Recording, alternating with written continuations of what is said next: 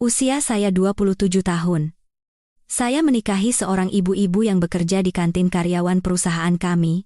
Sebulan setelah pernikahan, Direktur Utama memanggil saya dan bertanya, "Anak muda, apa kamu benar-benar tahu siapa istrimu itu? Selamat datang di kanal pilihan hidupmu. Kanal yang akan memberikan gema mendalam bagi kehidupan Anda." Saya mengingat sore itu dengan sangat jelas. Langit Jakarta berwarna kelabu, dan awan mendung menggantung berat, seolah siap menumpahkan hujan deras kapan saja. Jam di dinding menunjukkan pukul 4 sore. Udara di kantor begitu senyap, hingga suara ketikan keyboard dan dengung pendingin ruangan terdengar begitu jernih. Nama saya Budi Santoso. Di perusahaan raksasa ini, saya hanyalah seorang pegawai biasa, nyaris tak terlihat. Usia 27 tahun, gaji pas-pasan, menjalani hidup monoton laksana hamster di dalam roda, berangkat pagi, pulang petang. Hidup saya datar seperti permukaan danau yang tak beriak, hingga dering telepon itu memecah keheningan. Saya terkejut melihat nomor penelepon yang tertera di layar. Itu adalah nomor internal dari kantor sekretaris Direktur Utama. Jantung saya serasa copot. Untuk urusan apa sekretaris Direktur Utama menelepon pegawai rendahan seperti saya? Saya menarik napas dalam-dalam, menenangkan suara yang bergetar, lalu mengangkat gagang telepon. Dari seberang, terdengar suara sekretaris yang dingin dan mekanis. Pesan singkat, "Bapak Direktur Utama Tirtayasa ingin bertemu saya di ruang kerja pribadinya, sekarang juga." Tidak ada penjelasan, tidak ada alasan, hanya perintah yang mendesak. Saya meletakkan gagang telepon, diliputi kebingungan. Berbagai skenario buruk melintas di kepala. Apa saya melakukan kesalahan fatal pada laporan bulan lalu? Atau perusahaan akan melakukan restrukturisasi dan nama saya masuk dalam daftar? Saya bangkit dari kursi, merapikan kemeja yang sedikit kusut di bagian kerah, menyisir rambut, lalu melangkah keluar. Tatapan penasaran rekan-rekan kerja menusuk saya, ada yang menatap iba, ada pula yang tak acuh. Saat lift naik menuju lantai teratas, angka-angka yang berganti terasa seperti hitungan mundur menuju ruang eksekusi. Tangan saya dingin dan telapaknya basah oleh keringat. Ruang kerja Pak Tirtayasa begitu luas dan mewah hingga membuat saya terintimidasi. Lantainya terhampar karpet merah marun, perabotan dari kayu sonokeling yang mengilap, serta aroma dupa yang samar menciptakan suasana berwibawa. Pak Tirtayasa sedang duduk bersandar di kursi kulitnya di balik meja kerja raksasa. Begitu saya masuk, matanya yang tajam di balik kacamata bacanya menembus saya. Pak Tirtayasa adalah salah satu pendiri perusahaan ini bersama almarhum pendiri utama. Beliau terkenal tegas dan sangat pandai menilai orang. Saya berusaha agar suara saya tidak pecah saat membungkuk memberi hormat. "Bapak," memanggil saya. Pak Tirtayasa tidak langsung menjawab. Beliau melepas kacamatanya, meletakkannya di meja, lalu menunjuk kursi di hadapannya dengan isyarat agar saya duduk. Gerakannya lambat dan tenang, namun memancarkan tekanan tak kasat mata yang membuat saya semakin gugup. Saya duduk dengan hati-hati di ujung kursi, kedua tangan tertangkup rapi di atas lutut, punggung tegak lurus seperti siswa yang dipanggil guru untuk dimarahi. Pak Tirtayasa bangkit dan berjalan ke sebuah meja kecil di sudut ruangan. Beliau sendiri yang menuangkan teh panas ke dalam cangkir, membuat aroma wangi daun teh menyebar, sedikit menghangatkan udara dingin dari pendingin ruangan. Beliau meletakkan secangkir teh di hadapan saya, lalu menuang satu lagi untuk dirinya sendiri. Saya sungguh terkejut dengan tindakannya. Seorang direktur utama menuangkan teh untuk pegawai rendahan. "Minumlah. Ini teh hijau premium dari Jawa. Supaya perutmu sedikit hangat." Suaranya rendah dan hangat, berbeda dari citranya yang berwibawa. Saya mengangkat cangkir. Kehangatan yang merambat melalui porselen tipis itu sedikit menenangkan tangan saya yang gemetar. Saat menyesap teh, rasa pahit di ujung lidah diikuti oleh sisa rasa manis di tenggorokan. "Budi Santoso, sudah berapa lama kamu bekerja di sini?" Pak Tirtayasa tiba-tiba bertanya. Saya buru-buru meletakkan cangkir dan menjawab, "Sudah 3 tahun 2 bulan, Pak." Pak Tirtayasa mengangguk. Tatapannya seolah menguliti setiap ekspresi dan gerak-gerik saya. Tatapan itu bukan pengawasan jahat, melainkan seperti seorang ayah yang menilai calon menantunya tegas namun penuh pertimbangan. 3 tahun. Bukan waktu yang singkat, juga tidak terlalu lama. Saya sudah melihat catatan kepegawaianmu. Kamu orang yang baik dan rajin. Kemampuanmu memang belum terlalu menonjol, tapi kamu sangat jujur. Saya menghargai kejujuranmu itu. Pujian Pak Tirtayasa membuat saya sedikit lega. Setidaknya, saya tidak akan dipecat karena tidak kompeten. Namun, intuisi saya mengatakan pertemuan ini bukan sekadar untuk memuji karyawan. Terima kasih atas pujian Bapak. Saya selalu berusaha melakukan tanggung jawab saya dengan sebaik-baiknya. Pak Tirtayasa menghela napas panjang, seolah menanggung banyak beban. Beliau bangkit dan mendekati jendela kaca besar, memandang ke bawah ke arah barisan kendaraan yang sibuk di jalanan Jakarta, tampak kecil seperti semut. Kamu sudah menikah sebulan, kan? Tanyanya tanpa menoleh. Benar, Pak. Bulan lalu saya melangsungkan pernikahan. Mendengar kata istri, perasaan hangat menjalar di hati saya. Dewi, istri saya yang bijaksana dan lembut, yang telah membawa cahaya ke dalam hidup saya yang membosankan. Namun, perasaan cemas segera menyusul. Kenapa Pak Tirtayasa tertarik pada kehidupan pribadi saya? Apakah karena saya menikahi wanita yang usianya jauh lebih tua dan bekerja di kantin perusahaan, dan kabar itu sampai ke telinga beliau sehingga dianggap mencoreng citra perusahaan? Pak Tirtayasa berbalik dan mendekati saya. Ia menatap lurus ke mata saya dengan tatapan tajam yang seolah mampu membaca isi hati. Udara di ruangan terasa semakin berat. Ia menumpukan kedua tangannya di meja dan mencondongkan tubuh ke arah saya. Suaranya menjadi lebih serius dan tegas dari sebelumnya. Budi Santoso, saya punya satu pertanyaan, dan saya ingin kamu menjawabnya dengan jujur. Apa kamu benar-benar tahu siapa istrimu itu? Pertanyaan itu seperti siraman air es di musim kemarau. Saya tertegun, tidak mengerti maksudnya. Siapa istriku? Dia Dewi Lestari. Wanita yang paling kucintai di dunia, istri bijaksana yang setiap malam menyiapkan makan malam hangat untukku.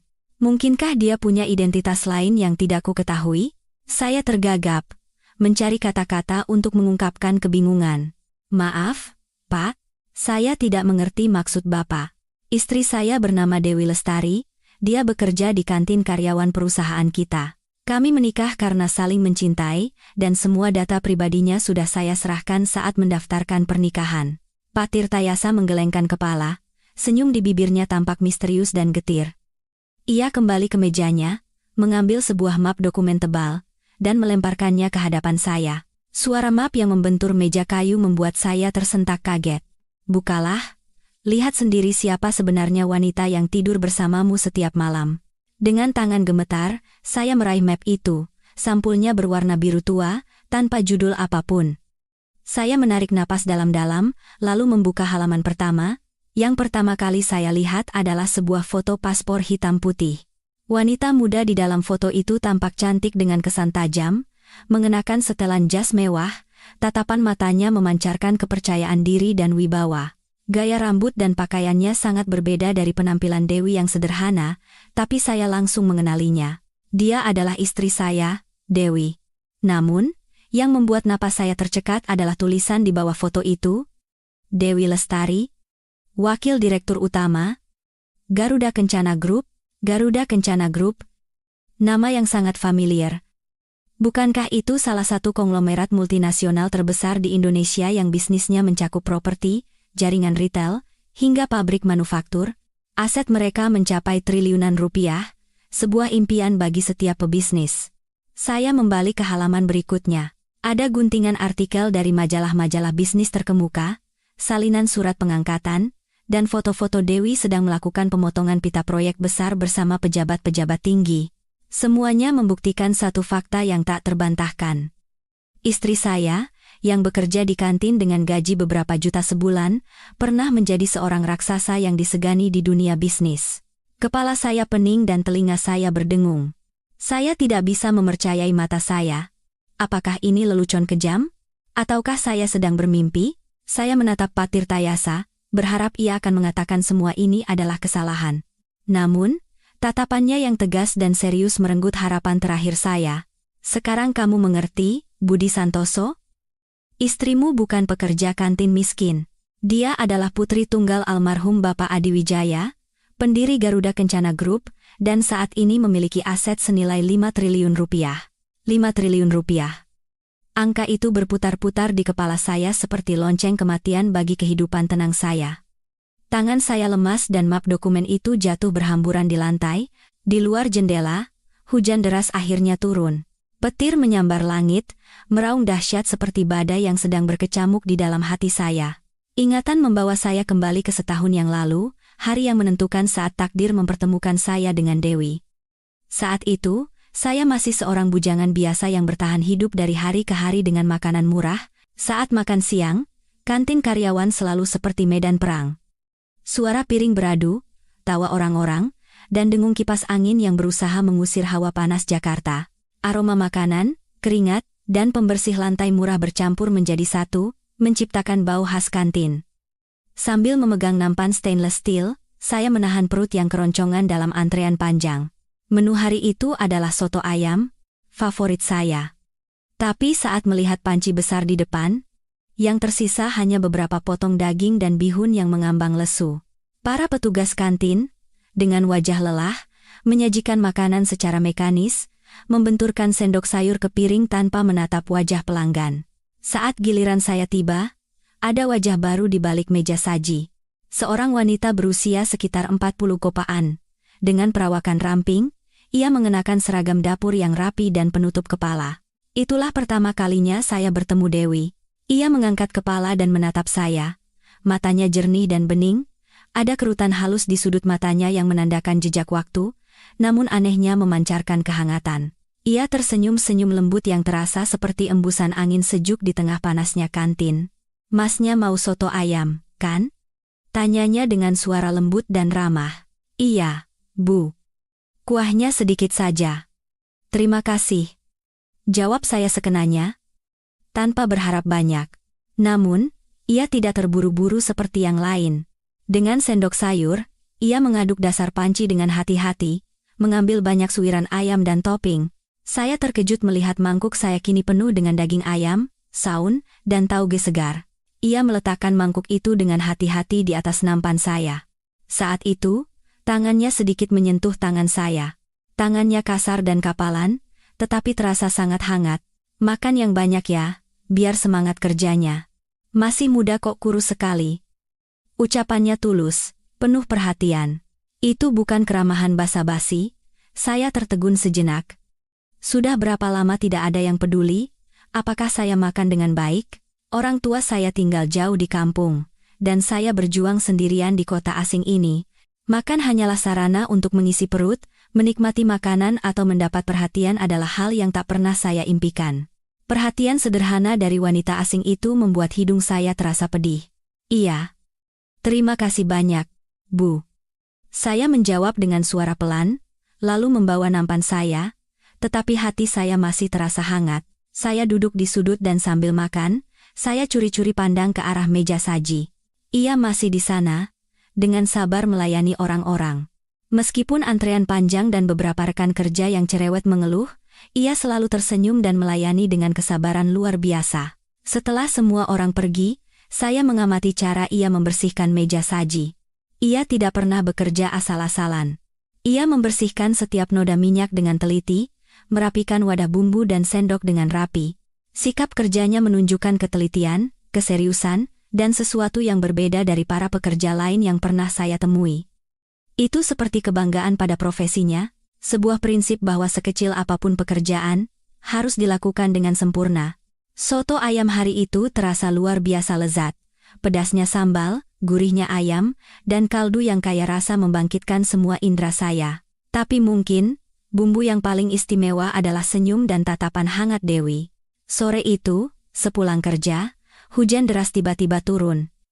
Orang-orang bergegas mengenakan jas hujan dan meninggalkan kantor. Saya menunggu hujan reda di lobi. Saat itulah saya melihat Dewi di tempat parkir sepeda, sedang bergelut dengan sepeda tuanya. Rantainya terlepas. Tanpa peduli bajunya kotor, ia berjongkok dan berusaha memasang kembali rantai yang hitam karena oli.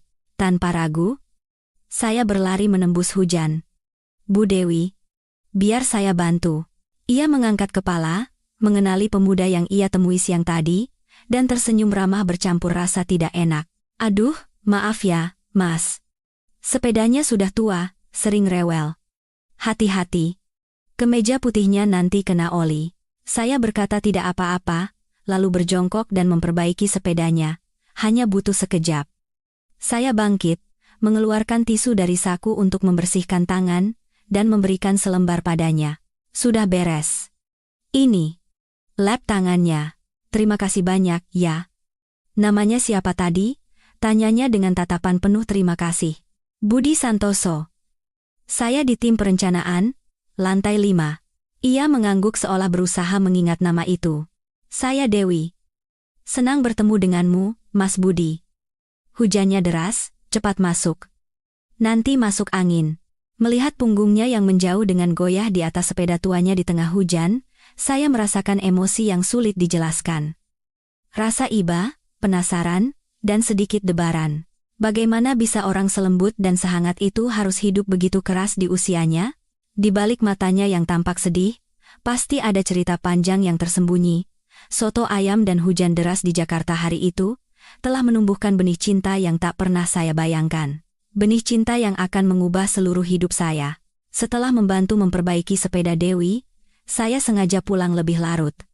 Bukan karena banyak pekerjaan, tapi karena ingin menunggunya selesai bekerja. Awalnya, kami hanya saling sapa, lalu perlahan saya memberanikan diri mengajaknya minum teh.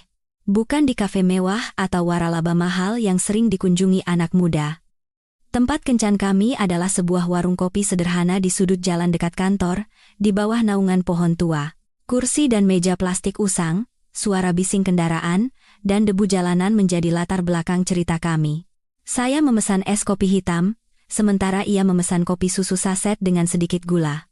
Sambil duduk di sana, memandangi orang-orang yang lalu lalang, kami mulai bercerita tentang hidup masing-masing. Saya bercerita tentang keluarga saya yang sederhana di desa, tentang sulitnya mencari nafkah, dan tentang impian saya untuk bisa bertahan di kota ini. Ia mendengarkan dengan saksama, sesekali mengangguk penuh empati, dan terkadang memberikan kata-kata penyemangat yang lembut namun dalam. Ia tidak pernah mengeluh tentang keadaannya. Ia hanya berkata bahwa ia hidup sendiri dan tidak punya anak. Hidupnya berat, tapi tenang.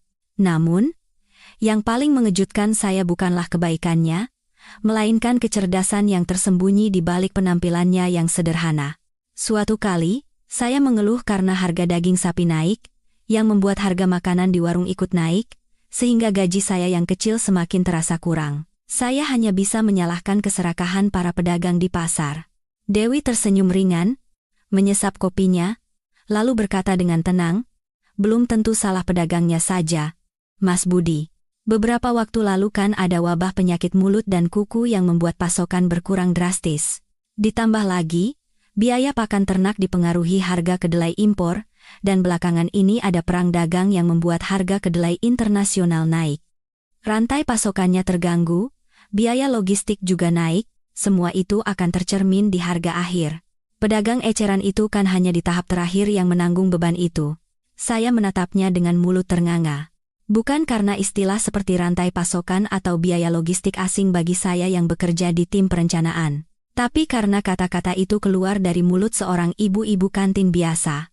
Ia berbicara dengan lancar, logis, dan jelas tanpa bertele-tele. Ini bukan keluhan ibu rumah tangga, melainkan cara berpikir seorang analis pasar. Bagaimana ibu bisa memahami pasar sedalam itu? Tanya saya tergagap. Tak bisa menyembunyikan kekaguman. Dewi tampak sedikit terkejut. Ia menunduk dan memainkan cangkir di tangannya. Oh, waktu kerja di dapur saya sering mendengarkan radio. Kadang-kadang kalau senggang, saya pinjam koran dari satpam. Biar tidak dibodohi waktu belanja di pasar, jadi sedikit sok tahu begitu. Ia mencoba mengelak, tapi dari tatapan matanya yang menghindari pandangan saya merasa ada sesuatu yang tidak biasa. Namun, saat itu rasa hormat dan cinta saya padanya sedang tumbuh, jadi saya menepis semua kecurigaan. Saya hanya berpikir bahwa ia adalah orang yang benar-benar istimewa. Seorang wanita yang tidak hanya berhati hangat, tetapi juga menyembunyikan kecerdasan mendalam dan jiwa yang kaya di balik cangkang kesederhanaan. Sore-sore seperti itu terus berlanjut. Kami berbicara tentang segala hal, dari sastra, musik, hingga filosofi hidup. Saya jadi tahu bahwa Dewi sangat menyukai lagu-lagu Ebiet G. Ade. Suatu kali, saat lagu "Berita Kepada Kawan" mengalun dari pengeras suara usang di warung, ia ikut bersenandung pelan. Suaranya rendah dan sedih, seolah menumpahkan seluruh kisahnya dalam setiap bait lagu. Saat itu, melihatnya, saya merasakan jantung saya berdebar kencang. Saya tidak lagi memikirkan perbedaan usia 15 tahun di antara kami. Fakta bahwa ia seorang pekerja kantin dan saya seorang staf kantor juga tidak lagi penting. Di hadapan saya, hanyalah seorang wanita kesepian yang butuh perhatian, dan satu-satunya orang di kota besar ini yang memahami dan berempati pada jiwa saya. Mas Budi, saya mau tanya jujur, katanya tiba-tiba dengan suara serius. Kamu masih muda, berpendidikan, dan punya masa depan cerah. Kenapa mau duduk-duduk dan mengobrol dengan tante-tante dapur tua seperti saya? Nanti kalau dilihat teman-temanmu, bisa diejek. Apa kamu tidak takut? Saya menatap matanya lurus-lurus dan berkata dengan tegas, saya tidak peduli apa kata orang, Mbak Dewi. Saya hanya merasa nyaman dan menjadi diri sendiri saat bersama Mbak. Mereka yang mengejek itu urusan mereka, tapi yang bahagiakan saya. Bagi saya, Mbak bukan tante-tante tua. Mbak adalah wanita paling hebat yang pernah saya temui. Dewi menatap saya. Matanya berkaca-kaca. Ia buru-buru memalingkan wajah untuk menyeka air mata yang hampir jatuh. Saya tahu, dinding pertahanan di hatinya mulai runtuh. Dan saya juga tahu, saya telah jatuh cinta pada wanita ini. Caranya menyibakkan rambut saat angin bertiup, nada bicaranya yang tenang saat menganalisis ekonomi, bahkan tangannya yang kapalan karena kerja keras. Saya mencintai semuanya. Cinta kami bersemi dengan sederhana di warung kopi kumuh di tengah kota yang bising, ditemani secangkir kopi susu. Musim hujan di Jakarta tahun itu terasa sangat panjang. Hujan deras yang tak terduga seringkali datang dan pergi, meninggalkan udara yang lembab dan sejuk. Hari itu, sepeda Dewi rusak lagi dan harus dibawa ke bengkel, jadi saya menawarkan diri untuk mengantarnya pulang. Rumah Dewi berada di sebuah gang sempit yang berliku-liku di kawasan padat penduduk, tempat banyak pekerja tinggal. Kamar kosnya di atap hanyalah sebuah ruangan kecil seluas 15 meter persegi. Tangga menuju atap sempit dan gelap, dengan bau apek jamur yang menyengat. Di depan pintu kamar, Dewi ragu-ragu sejenak sebelum mengajak saya masuk untuk minum teh. Ruangannya kecil, tapi sangat rapi. Hanya ada sebuah tempat tidur kecil menempel di dinding, sebuah meja kecil yang berfungsi sebagai meja makan sekaligus meja teh, dan sebuah rak buku usang yang penuh dengan buku-buku yang sudah menguning. Saya melirik judul-judul buku di raknya. Ekonomi Makro, Manajemen Sumber Daya Manusia, How to Win Friends and Influence People, karya Dale Carnegie, hingga novel-novel sastra klasik dunia. Sekali lagi, kesenjangan antara lingkungan hidupnya dan apa yang ia miliki membuat saya heran, tapi saya tidak berani bertanya. Duduk, Mas Budi. Saya buatkan teh lemon hangat. Kena hujan gampang masuk angin, katanya sambil sibuk merebus air. Melihat punggungnya yang kurus, rasa iba yang tak terbatas dan hasrat yang kuat untuk melindunginya muncul di hati saya.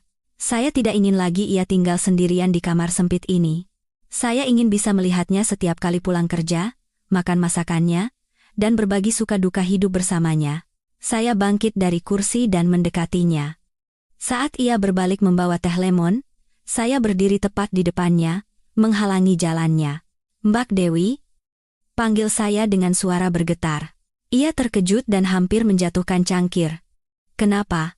Mas Budi? Butuh sesuatu? Saya mengumpulkan semua keberanian yang telah saya kumpulkan selama beberapa bulan terakhir, dan menarik napas dalam-dalam. Saya menatap lekat matanya yang membulat karena terkejut.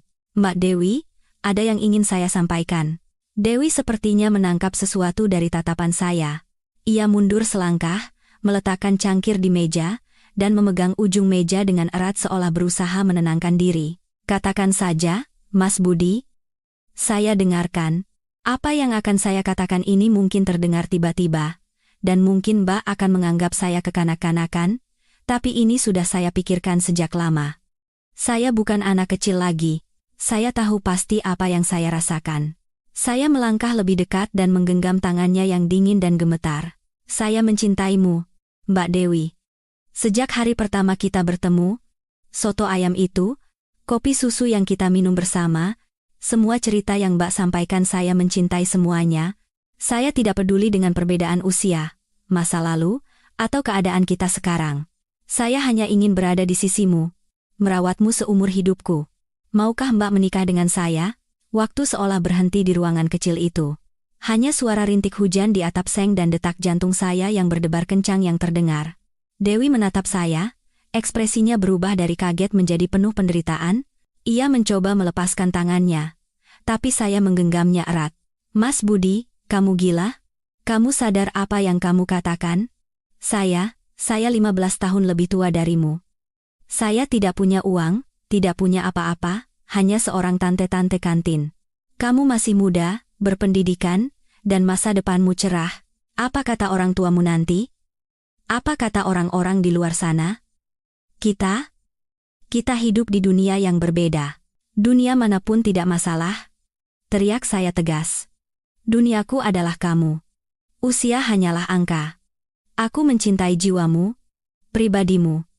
Aku tidak butuh wanita muda dan cantik tapi kekanak-kanakan dan egois. Aku butuh orang sepertimu, yang mengerti aku dan menyayangiku. Tolong jangan tolak aku. Beri kita kesempatan. Dewi menangis. Air mata mengalir di pipinya yang tirus. Ia tidak lagi menolak. Ia membiarkan tangannya berada dalam genggaman saya sambil menangis terseduh-seduh. Mas Budi, kamu bodoh sekali. Saya tidak pantas untukmu. Masa lalu saya terlalu rumit. Kalau kamu tahu, kamu pasti akan menyesal. Aku tidak perlu tahu masa lalumu. Aku hanya perlu tahu masa kini dan masa depan. Apapun masa lalumu, aku akan menerimanya. Jika itu masa lalu yang menyedihkan, aku akan menghiburmu. Jika itu masa lalu yang bahagia, kita akan menjaganya bersama. Aku janji, aku tidak akan membiarkanmu hidup susah lagi. Saya memeluknya erat. Dewi menangis sejadi-jadinya di pelukan saya, seolah melepaskan semua kesedihan dan kepedihan yang telah lama ia pendam. Ia membenamkan wajahnya di bahu saya, air matanya membasahi kemeja saya. Di pelukan saya, ia terasa begitu kecil dan rapuh. Malam itu, hujan turun sangat deras, tetapi di dalam kamar kos kecil itu, api cinta yang hangat dan kuat telah menyala. Dewi tidak langsung mengiyakan, ia bilang butuh waktu untuk berpikir. Tapi saya tahu hatinya sudah luluh. Dan saya, Budi Santoso yang berusia 27 tahun, siap menghadapi badai apapun di dunia ini untuk melindungi cinta saya. Meskipun saya tidak tahu bahwa badai yang menanti kami ribuan kali lebih besar dari yang saya bayangkan, setelah malam yang menentukan itu, hubungan saya dan Dewi memasuki babak baru. Ia tidak lagi menghindari saya, tetapi sorot matanya masih menyiratkan kegelisahan. 3 bulan berikutnya adalah hari-hari paling bahagia dan normal dalam hidup saya. Kami memasak bersama, berjalan-jalan di taman pada akhir pekan, dan merajut masa depan yang bentuknya masih samar. Memasuki bulan keempat, saya memutuskan untuk melamarnya secara resmi. Mungkin ada yang bilang terlalu terburu-buru, tetapi bagi saya, waktu bukanlah ukuran kedalaman perasaan. Saya ingin bertanggung jawab penuh atas dirinya dan ingin melihat wajahnya sebagai orang pertama yang saya lihat setiap pagi. Saya tidak punya uang untuk membeli cincin berlian atau menyiapkan acara mewah. Di hari ulang tahun Dewi, saya menyiapkan kejutan kecil. Seikat mawar merah kesukaannya dan sebuah cincin perak sederhana yang saya beli dari hasil kerja lembur. Malam itu, saya menjemput Dewi sepulang kerja dan membawanya ke kamar kosnya. Saya sudah meminta izin pada ibu kos untuk meminjam kunci dan mendekorasi kamarnya. Begitu masuk, Dewi terkejut. Di atas lantai yang usang, lilin-lilin membentuk hati, memancarkan cahaya hangat, aroma mawar dan lilin berpadu, menciptakan suasana romantis. Dewi menoleh ke arah saya. Matanya membelalak, dan ia menutup mulutnya dengan tangan, terharu. Budi, ini semua apa? Saya berjalan ke hadapannya, berlutut dengan satu kaki, dan membuka kotak beludru kecil berisi cincin perak. Dewi, aku bukan orang kaya atau orang hebat. Tapi aku punya hati yang tulus dan kedua tangan ini. Dengan kedua tangan ini, aku akan bekerja untukmu seumur hidup, melindungimu, dan menjagamu. Maukah kau menikah denganku? Dewi menangis. Kali ini bukan air mata kesedihan, melainkan air mata kebahagiaan. Ia tidak bisa berkata-kata, hanya terus mengangguk. Dengan tangan gemetar, saya memasangkan cincin itu di jarinya yang kurus. Cincin itu pas sekali, seolah dibuat khusus untuknya. Sudah, bangun. Jangan berlutut lagi, kata Dewi sambil menarik saya berdiri, lalu memeluk saya erat. Ia berbisik di telinga saya dengan suara yang hangat dan mantap. Dasar bodoh. Aku tidak butuh yang hebat-hebat. Aku hanya butuh hatimu. Janji padaku, apapun yang terjadi nanti, sesulit apapun hidup kita, jangan pernah membohongiku. Hanya itu yang ku minta. Saya memeluknya lebih erat, menghirup aroma sampo yang lembut dari rambutnya. Aku bersumpah. Jika aku membohongimu, aku tidak akan pernah bisa dimaafkan seumur hidup. Pernikahan kami dilangsungkan sebulan kemudian, sederhana dan hangat seperti kami berdua. Tidak ada restoran mewah, tidak ada tamu undangan yang ramai. Resepsi pernikahan kami diadakan di sebuah rumah makan sederhana langganan kami di dekat kantor, yang menyajikan masakan rumahan kesukaan Dewi. Tamu kami hanya sekitar 20 orang, terdiri dari beberapa teman dekat saya di kantor dan beberapa rekan kerja Dewi di dapur. Saya mengenakan satu-satunya setelan jas yang saya miliki, yang saya beli 3 tahun lalu untuk wawancara kerja. Dewi mengenakan gaun putih sederhana tanpa hiasan yang berlebihan, rambutnya disanggul rapi dengan setangkai anggrek putih. Meskipun tanpa riasan tebal, di mata saya, ia adalah pengantin tercantik di dunia. Acara resepsi dipenuhi tawa dan ucapan selamat yang tulus. Orang-orang bersulang dan menggoda kami sebagai pasangan yang aneh tapi serasi. Woi, Bud, beruntung banget lo dapet Mbak Dewi yang bijaksana dan baik hati. Awas ya kalau lo sakitin dia, urusannya sama kita. Kata Agus, sahabat saya, sambil menepuk bahu saya. Saya tersenyum lebar, tidak melepaskan tangan Dewi. Tenang saja.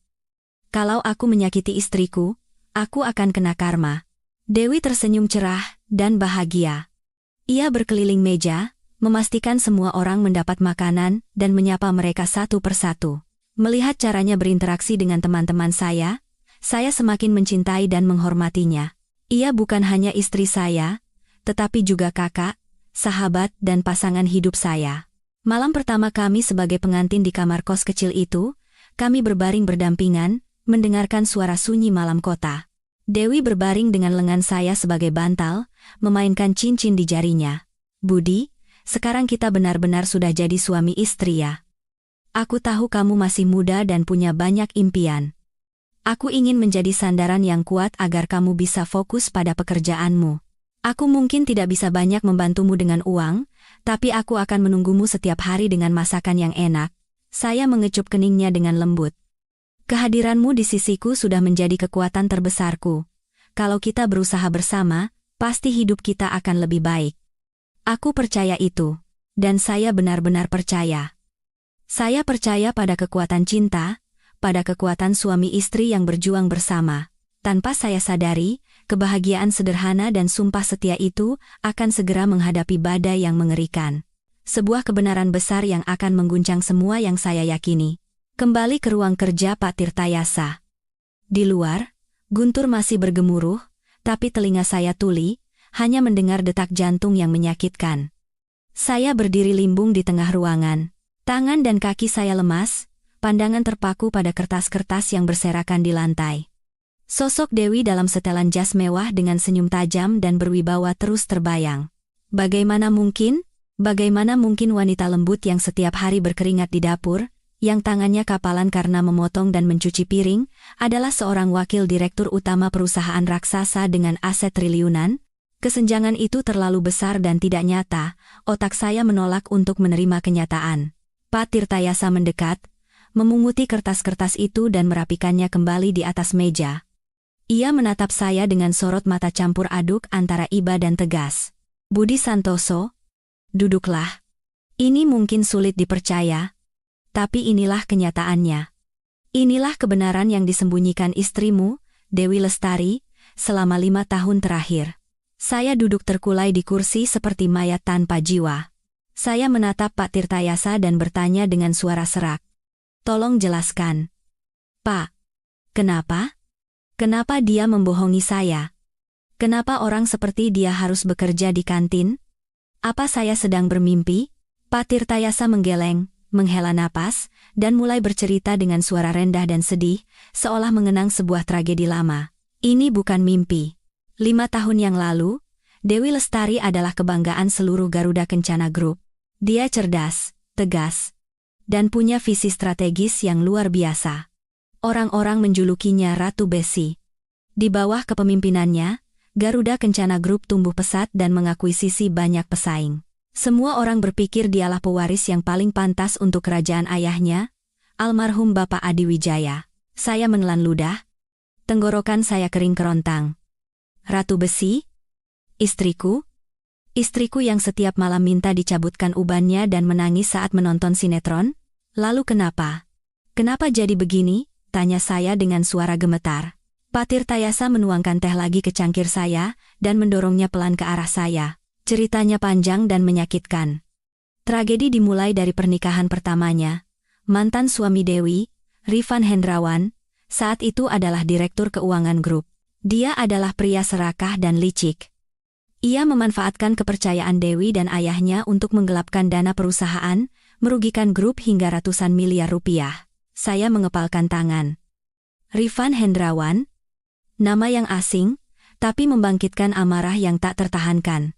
Ketika Dewi mengetahui hal itu, ia berada di persimpangan yang kejam. Di satu sisi suaminya, di sisi lain keadilan dan nasib ribuan karyawan, dan ia memilih keadilan. Dialah yang mengumpulkan bukti dan melaporkan Rifan ke Dewan Direksi dan polisi. Saya terperangah. Istriku, wanita yang tampak begitu rapuh itu, telah melakukan hal yang begitu berani sekaligus menyakitkan, memenjarakan suaminya sendiri dengan tangannya sendiri. Siapa yang bisa memahami penderitaan itu? Tapi tragedi tidak berhenti di situ. Suara Pak Tirtayasa semakin rendah. Ayah Dewi, Bapak Adi Wijaya, adalah orang yang menjunjung tinggi kehormatan keluarga di atas segalanya. Ia menganggap tindakan putrinya telah membuka aib keluarga dan mencoreng nama baik mereka. Ia murka, memutuskan hubungan dengan putrinya, mencabut semua jabatan dan hak warisnya, lalu mengusirnya dari rumah, tanpa membawa apa-apa. Hati saya terasa seperti disayat-sayat. Di balik senyum tenang Dewi, tersembunyi masa lalu yang penuh badai dan luka. Dikhianati suami, dibuang oleh ayah kandung, kehilangan karier dan keluarga dalam sekejap. Pantas saja matanya selalu menyiratkan kesedihan yang mendalam. Dia pergi. Memutus semua kontak dengan dunia bisnis, mengubur masa lalunya, dan ingin hidup sebagai orang biasa. Dan takdir membawanya menjadi pegawai di kantin perusahaan kita, lalu bertemu denganmu. Pak Tirtayasa menatap saya, sorot matanya melembut. Budi Santoso, kamu orang yang beruntung. Fakta bahwa Dewi memilihmu berarti ia mempercayaimu dan ingin mencari ketenangan di sisimu. Tapi ironisnya, pohon ingin tenang, tapi angin tak mau berhenti. Saya mengangkat kepala dan menatap Pak Tirtayasa lurus-lurus. Apa maksud Bapak? Kenapa Bapak menceritakan semua ini pada saya sekarang? Pak Tirtayasa bangkit dan berjalan ke brankas di sudut ruangan. Ia memutar kombinasi dan mengeluarkan sebuah amplop putih yang disegel dengan lilin merah. Ia meletakkannya di hadapan saya. Karena pendiri Garuda Kencana Group, Bapak Adi Wijaya, meninggal dunia 3 hari yang lalu. Saya menunduk. Suara saya merendah. Kabar duka itu sudah didengar oleh seluruh perusahaan. Saya turut berduka cita. Tapi apa hubungannya dengan istri saya? Pak Tirtayasa menatap saya dengan penuh arti. Ada hubungannya. Karena istrimu, Dewi, adalah satu-satunya anak beliau. Berita ini benar-benar seperti petir di siang bolong. Telinga saya berdengung, tak percaya dengan apa yang saya dengar. Sebelum meninggal, beliau menyesal. Ia menyadari kesalahannya di masa lalu. Jadi, beliau membuat surat wasiat baru. Ini adalah salinannya. Saya tidak berani menyentuh amplop itu, hanya menatapnya. Dalam surat wasiat itu, Bapak Adi Wijaya mewariskan seluruh 60% sahamnya di Garuda Kencana Group kepada putri satu-satunya, Dewi Lestari. Nilainya saat ini sekitar 5 triliun rupiah, tapi ada satu syarat. Syarat apa? Tanya saya dengan jantung yang serasa mau meledak. Pak Tirtayasa menatap lekat mata saya dan mengucapkan kata demi kata dengan penekanan. Syaratnya adalah Dewi Lestari harus segera kembali menduduki posisi direktur utama untuk memimpin grup yang sedang krisis karena kekosongan kepemimpinan. Dan suaminya saat ini, yaitu kamu, Budi Santoso, harus menjadi anggota Dewan Direksi sebagai penasihat khusus direktur utama, untuk secara resmi memikul beban ini bersamanya. Jika Dewi menolak, seluruh harta warisan akan disumbangkan ke Badan Amal, dan Garuda Kencana Group akan terancam hancur dicabik-cabik oleh para pesaing. Saya dilanda kebingungan ekstrem. Saya, pegawai rendahan, menjadi anggota dewan direksi perusahaan raksasa, istri saya kembali menjadi direktur utama. Ini adalah cerita paling tidak masuk akal yang pernah saya dengar. Tapi saya tidak bisa, teriak saya. Rasa takut menguasai pikiran saya. Saya hanya pegawai biasa. Apa yang saya tahu tentang manajemen perusahaan? Apa yang saya tahu tentang dunia bisnis yang kejam itu? Bagaimana saya bisa memegang tanggung jawab sebesar itu? Pak Tirtayasa meletakkan tangannya di bahu saya dan menggenggamnya kuat. Kamu harus bisa, Budi Santoso. Demi Dewi. Dia membutuhkanmu. Ia tidak bisa sendirian menghadapi serigala-serigala yang ingin memangsa grup itu. Ia sudah terlalu banyak menderita. Sekarang saatnya kamu menepati janjimu. Jadilah sandarannya. Apa kamu mencintai istrimu? Pertanyaan itu menusuk jantung saya. Tentu saja. Saya mencintai Dewi lebih dari hidup saya sendiri. Saya bersumpah untuk melindunginya. Tapi, apakah terjun bersama ke pusat badai seperti ini adalah sesuatu yang bisa saya tanggung?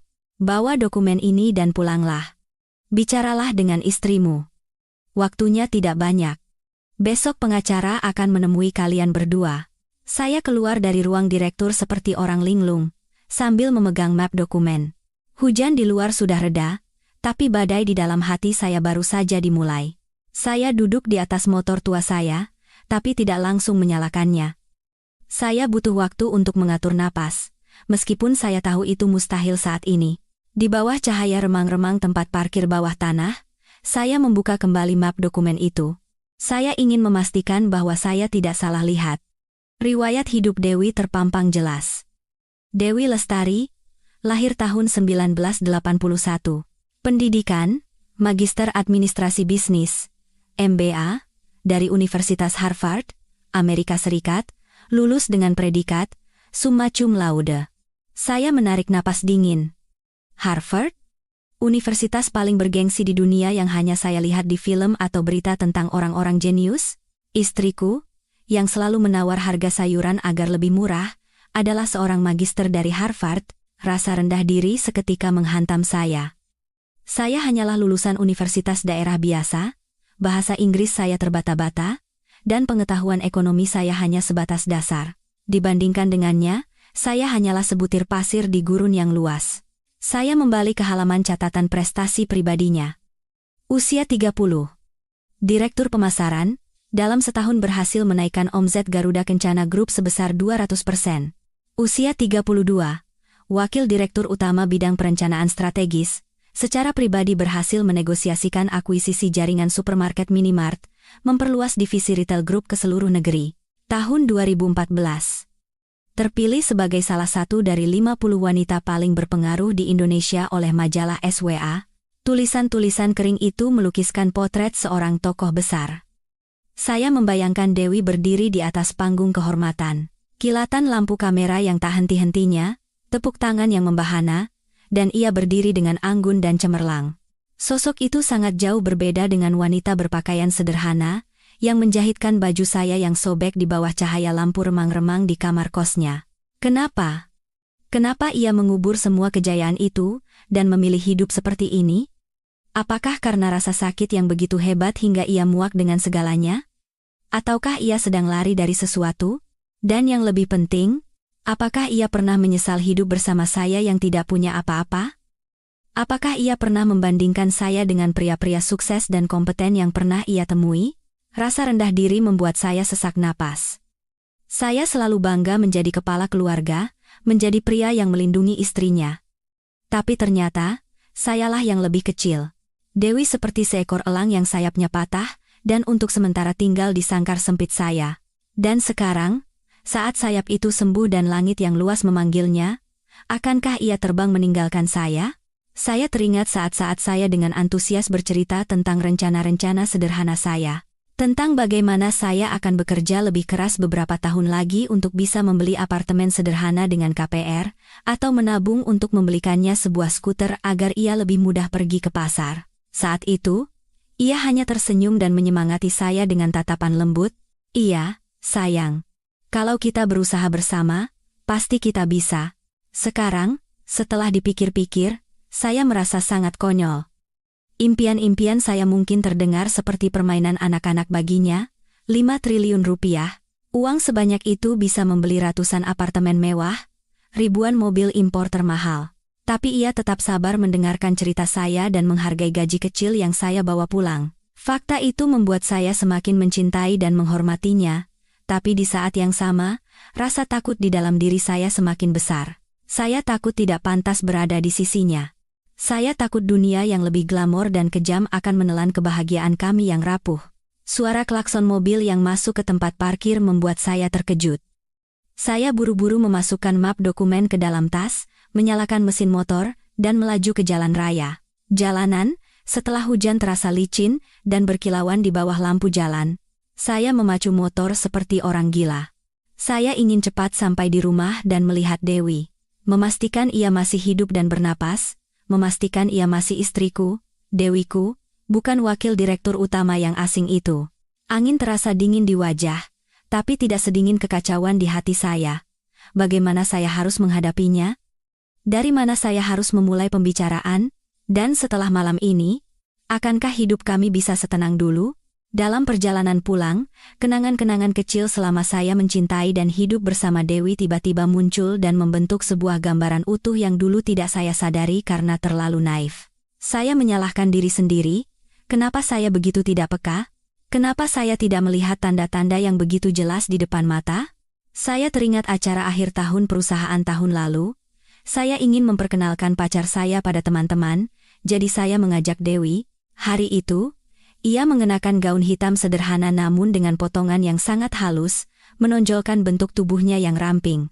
Saat semua orang bersulang, saya memperhatikan cara ia memegang gelas anggur. Tidak seperti saya atau rekan-rekan lain yang memegang badan gelas, ia memegang tangkainya dengan ringan, jari-jarinya yang lentik menopang gelas dengan anggun namun stabil. Ia memutar gelas itu sedikit, mencium aromanya, lalu menyesapnya sedikit.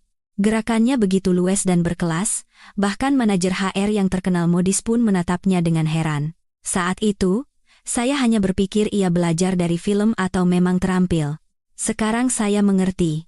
Itu adalah kebiasaan seseorang yang telah menghadiri ratusan pesta kelas atas dan mencicipi anggur-anggur termahal di dunia. Lain waktu, saat saya sedang lembur di rumah, saya mengerjakan laporan berbahasa Inggris untuk mitra asing dan pusing karena satu paragraf yang rumit. Berulang kali saya membuka kamus, tapi kalimatnya tetap terasa aneh. Dewi lewat di sebelah saya, melirik layar komputer, lalu menunjuk satu kalimat dan berkata dengan lembut, di bagian ini, sepertinya lebih alami kalau pakai present perfect tense. Dan kata ini, kalau diganti dengan strategic partnership, akan terdengar lebih profesional. Setelah saya perbaiki sesuai sarannya, kalimat itu memang menjadi jauh lebih halus dan ringkas. Saat saya bertanya bagaimana ia tahu, ia hanya tersenyum dan berkata, dulu pernah ikut kursus percakapan bahasa Inggris malam-malam, jadi samar-samar masih ingat. Ya Tuhan, ingatan samar-samarnya adalah bahasa Inggris bisnis tingkat tinggi, dan saya yang sarjana ini tidak ada apa-apanya. Dan setiap kali kami pergi ke supermarket, Dewi tidak pernah bingung di antara ribuan produk. Ia hanya melirik rak, mengambil produk, lalu memeriksa komposisi, negara asal, dan tanggal kedaluarsa dengan cepat dan profesional. Ia tahu persis minyak zaitun mana yang baik untuk jantung, anggur mana yang cocok dengan hidangan daging sapi, dan kain jenis apa yang sejuk dan tahan lama. Itu bukan sekadar pengalaman ibu rumah tangga yang pandai berhemat, melainkan wawasan seseorang yang memiliki pengetahuan luas dan mendalam tentang produk konsumen. Wawasan seseorang yang mungkin pernah bernegosiasi sendiri untuk memasukkan produk-produk itu ke dalam sistem supermarket. Lalu ada auranya yang khas. Meskipun mengenakan daster murah dan sandal jepit, langkahnya selalu tegap, kepalanya tegak, dan tatapannya tegas. Saat menghadapi masalah di pasar atau di lingkungan sekitar, ia tidak pernah berteriak-teriak seperti ibu-ibu lain. Ia berbicara dengan tenang, logis, dan tajam, membuat lawan bicaranya terdiam dan tidak berani membantah. Itu adalah wibawa seorang pemimpin. Wibawa yang sudah mendarah daging dalam dirinya, yang tidak bisa ia sembunyikan meskipun ia berusaha. Sambil mengendarai motor, saya memaki diri sendiri. Dasar bodoh. Saya hidup di sebelah seekor naga yang sedang beristirahat. Tapi saya mengira sedang melindungi setangkai bunga rapuh. Saya terlalu sombong dengan peran sebagai kepala keluarga. Padahal, Dialah yang selama ini diam-diam mengalah dan membiarkan saya mempertahankan harga diri saya yang kecil. Motor memasuki gang kecil yang familiar menuju kompleks apartemen tua kami. Cahaya lampu jalan yang redup menyinari dinding-dinding usang yang berlumut. Saya menatap ke atas, ke jendela apartemen kami di lantai 3, tempat cahaya hangat terpancar. Dewi pasti ada di sana, menyiapkan makan malam dan menungguku. Pemandangan yang familiar itu aroma masakan lezat. Suara piring tiba-tiba terasa asing dan jauh. Saya memarkir motor dan mematikan mesin. Saya berdiri diam cukup lama di halaman apartemen. Saya mengusap wajah, berusaha mengusir kebingungan dan kekhawatiran, dan memaksakan seulas senyum. Aku harus kuat. Siapapun dia, Dewi si pekerja kantin atau Dewi si wakil direktur utama, dia adalah istriku, dan malam ini, aku akan menghadapi kebenaran bersamanya, sepahit apapun kebenaran itu. Saya menarik napas dalam-dalam, memantapkan hati, lalu mulai menaiki tangga dengan langkah berat. Pintu kayu yang familiar sudah di depan mata, dan saya tahu, saat saya membuka pintu ini, hidup kami akan berubah selamanya. Saya membuka pintu dan melangkah masuk. Aroma semur daging sapi dan sayur lodeh yang gurih menusuk hidung. Aroma masakan rumahan yang biasanya memberiku ketenangan luar biasa, hari ini terasa menyesakan. Di dapur sempit, Dewi sedang membelakangi saya, mengaduk panci di atas kompor kecil. Ia mengenakan daster bunga-bunga yang biasa ia pakai.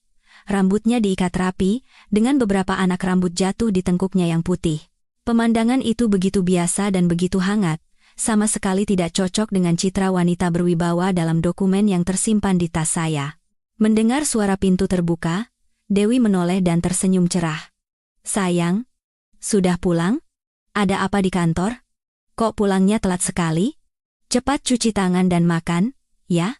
"Sudah siap semua." Saya memaksakan senyum. Tapi saya tahu senyum itu pasti terlihat sangat canggung. Tadi manajer kasih kerjaan tambahan, agak lelah." Dewi mematikan kompor, mendekati saya, dan meletakkan tangannya di kening saya. Tangannya masih hangat dan kasar, tapi kali ini sentuhan itu membuat saya sedikit gemetar. "Coba lihat. Enggak demam, kan? Agak hangat, sih. Mungkin karena kena hujan kemarin. Cepat ganti baju. Ya? Makan nasi hangat terus, keringatan nanti juga sembuh." Saya mengangguk dan masuk ke kamar tidur, meletakkan tas. Tas yang berisi rahasia yang bisa meruntuhkan langit itu saya sembunyikan jauh di dalam lemari, seolah jika sedikit saja terlihat, rahasia itu akan meledak dan menghancurkan rumah kecil ini. Makan malam berlangsung dalam suasana canggung.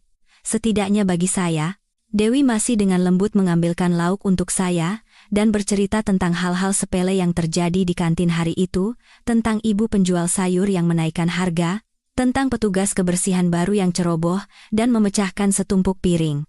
Saya hanya menjawab sekenanya. Sementara di kepala saya pertanyaan-pertanyaan tanpa jawaban terus berputar. Saya ingin sekali langsung bertanya padanya, mengeluarkan dokumen-dokumen itu dan berteriak, "Kenapa kamu membohongiku?" Tapi melihat senyumnya, saya tidak tega. Saya tidak ingin menghancurkan kebahagiaan yang rapuh ini. Selesai makan, saat Dewi mencuci piring, saya duduk di sofa dan menonton TV seperti biasa. Saya memegang remote dan tanpa sadar mengganti-ganti saluran. Siaran berita malam sedang tayang. Penyiar berita dengan suara jelas menyampaikan berita utama hari itu. Selesai mencuci piring, Dewi mengeringkan tangannya di celemek dan duduk di sebelah saya. Di tangannya ada piring berisi jeruk yang sudah dikupas.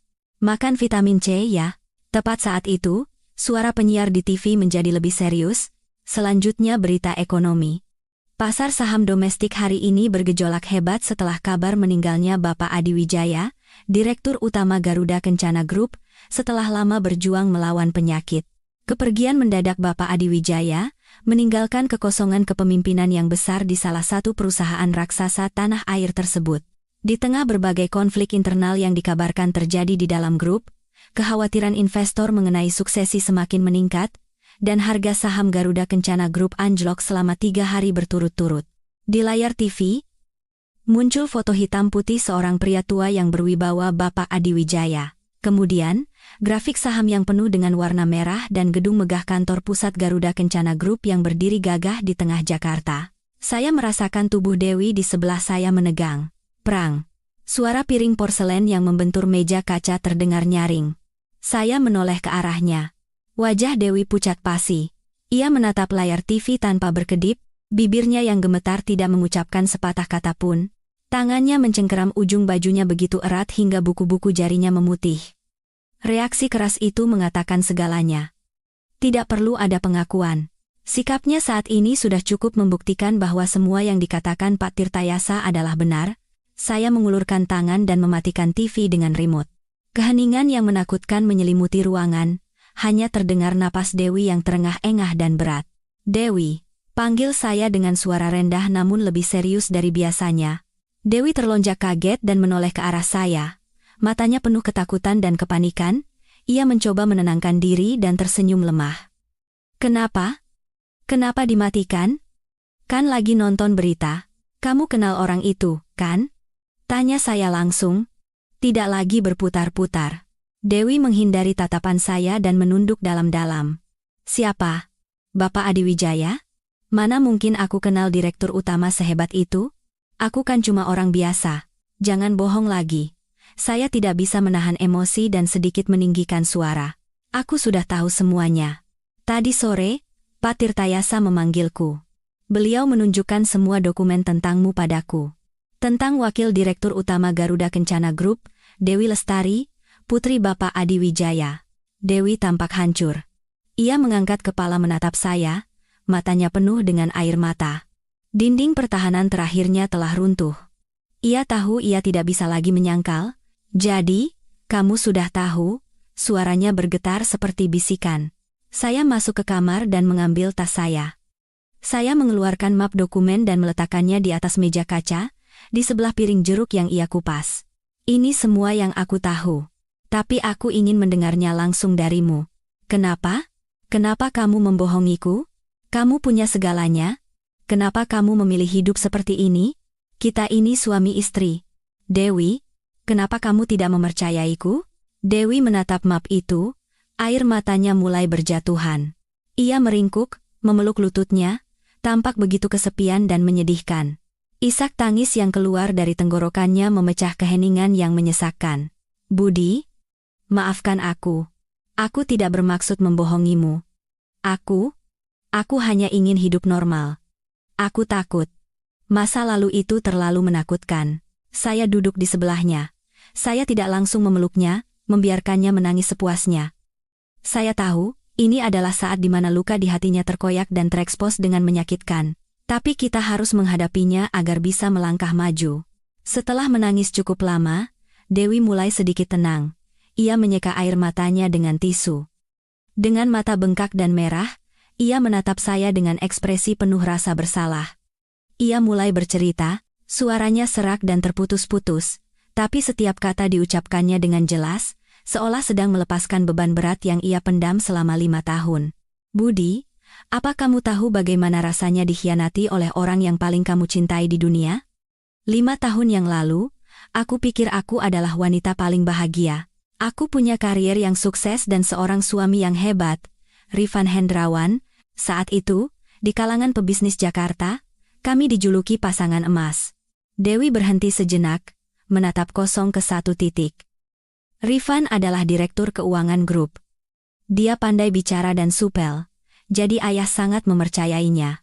Tapi aku tidak pernah menyangka, di balik penampilan gemerlapnya, tersembunyi keserakahan yang tak terbatas. Dia berkolusi dengan pemasok luar, memalsukan dokumen, dan menggelembungkan harga bahan bangunan untuk menggelapkan dana dari proyek inti Garuda Kencana Group. Uang yang dia korupsi begitu besar hingga hampir meruntuhkan fondasi keuangan grup." Saya diam, menggenggam tangannya yang dingin, mendengarkan. Hari saat aku mengetahui kebenarannya, duniaku seakan runtuh. Aku tidak percaya saat melihat bukti-bukti di tanganku. Aku menemuinya, berharap dia akan menyesal dan mengaku pada ayah agar bisa mendapat keringanan. Tapi tidak, Budi. Bukannya menyesal, dia malah mengancamku, katanya.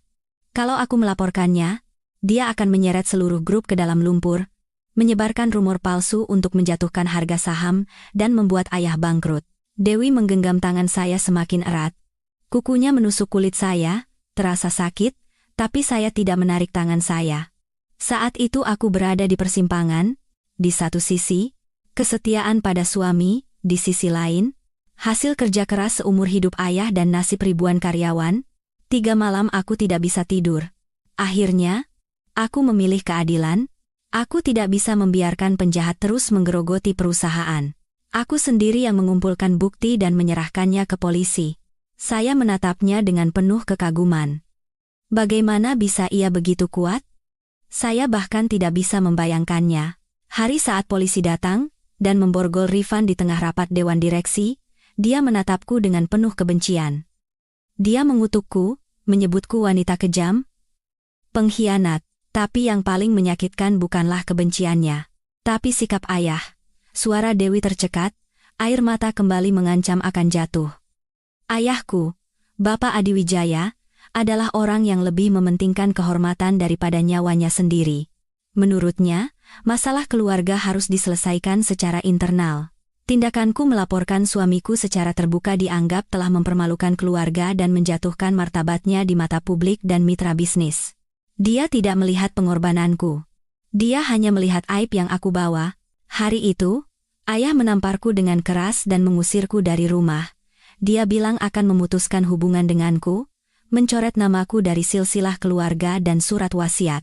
Katanya, dia tidak punya anak sekejam aku. Dewi menundukkan kepalanya ke punggung tangan saya, air mata panasnya jatuh di kulit saya. Aku pergi dari rumah tanpa membawa apa-apa, dengan cap sebagai istri yang memenjarakan suami dan anak durhaka. Aku muak dengan semua perhitungan dan intrik di kalangan atas. Aku ingin bersembunyi. Aku berpikir, tempat paling berbahaya adalah tempat paling aman. Siapa yang akan menyangka seorang putri konglomerat bekerja dengan pakaian lusuh di kantin perusahaannya sendiri? Dan dari sini, aku bisa diam-diam mengamati bagaimana perusahaan hasil kerja keras ayahku berjalan setiap hari. Dewi mengangkat kepala dan menatap saya. Tatapannya memohon, Budi, di sisi mulah aku akhirnya menemukan ketenangan sejati. Kamu tidak peduli berapa banyak uangku atau apa jabatanku dulu. Kamu mencintai aku apa adanya.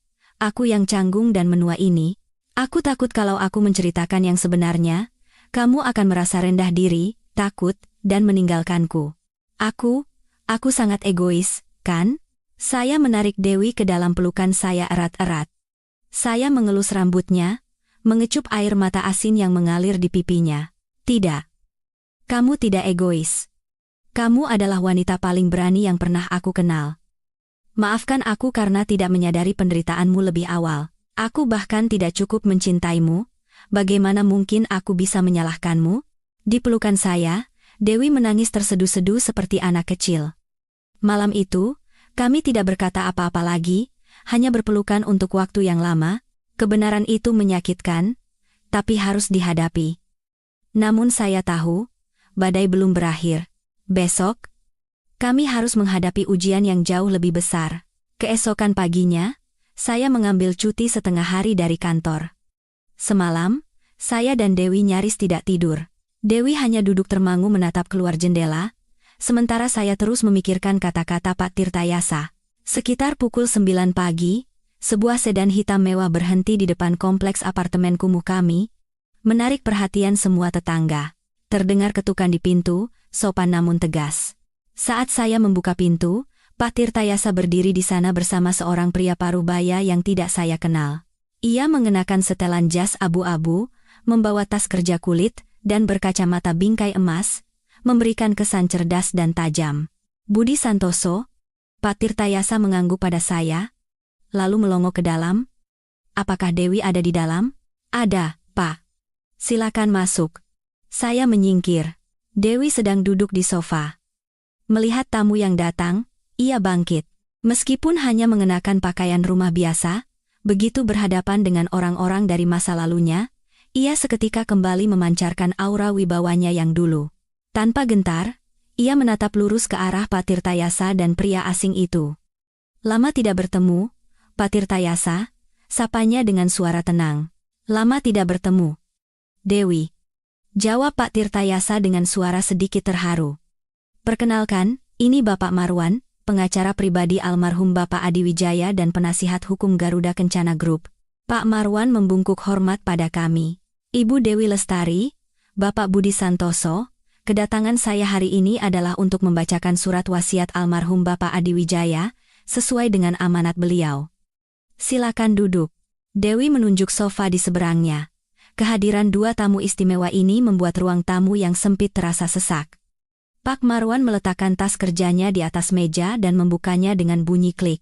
Ia mengeluarkan setumpuk dokumen tebal dengan segel merah. Ia membetulkan letak kacamatanya, berdeham, lalu mulai berbicara dengan nada profesional. Ibu Dewi, sebelum wafat, Bapak Adiwijaya telah membuat surat wasiat baru yang membatalkan semua surat wasiat sebelumnya. Dalam surat wasiat ini, beliau menyatakan penyesalan yang mendalam atas tindakannya terhadap ibu di masa lalu.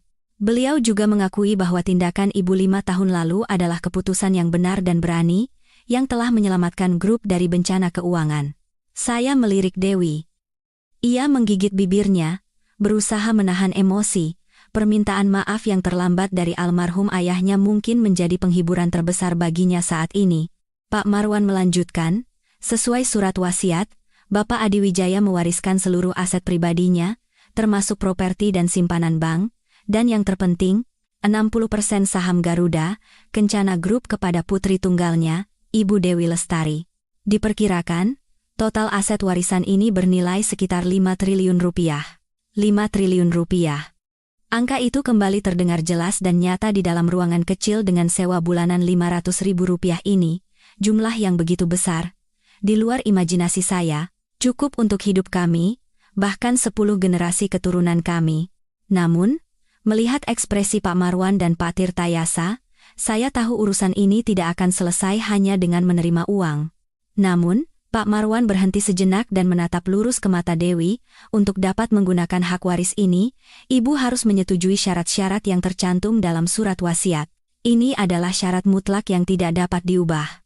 Dewi mengerutkan kening. Syarat apa?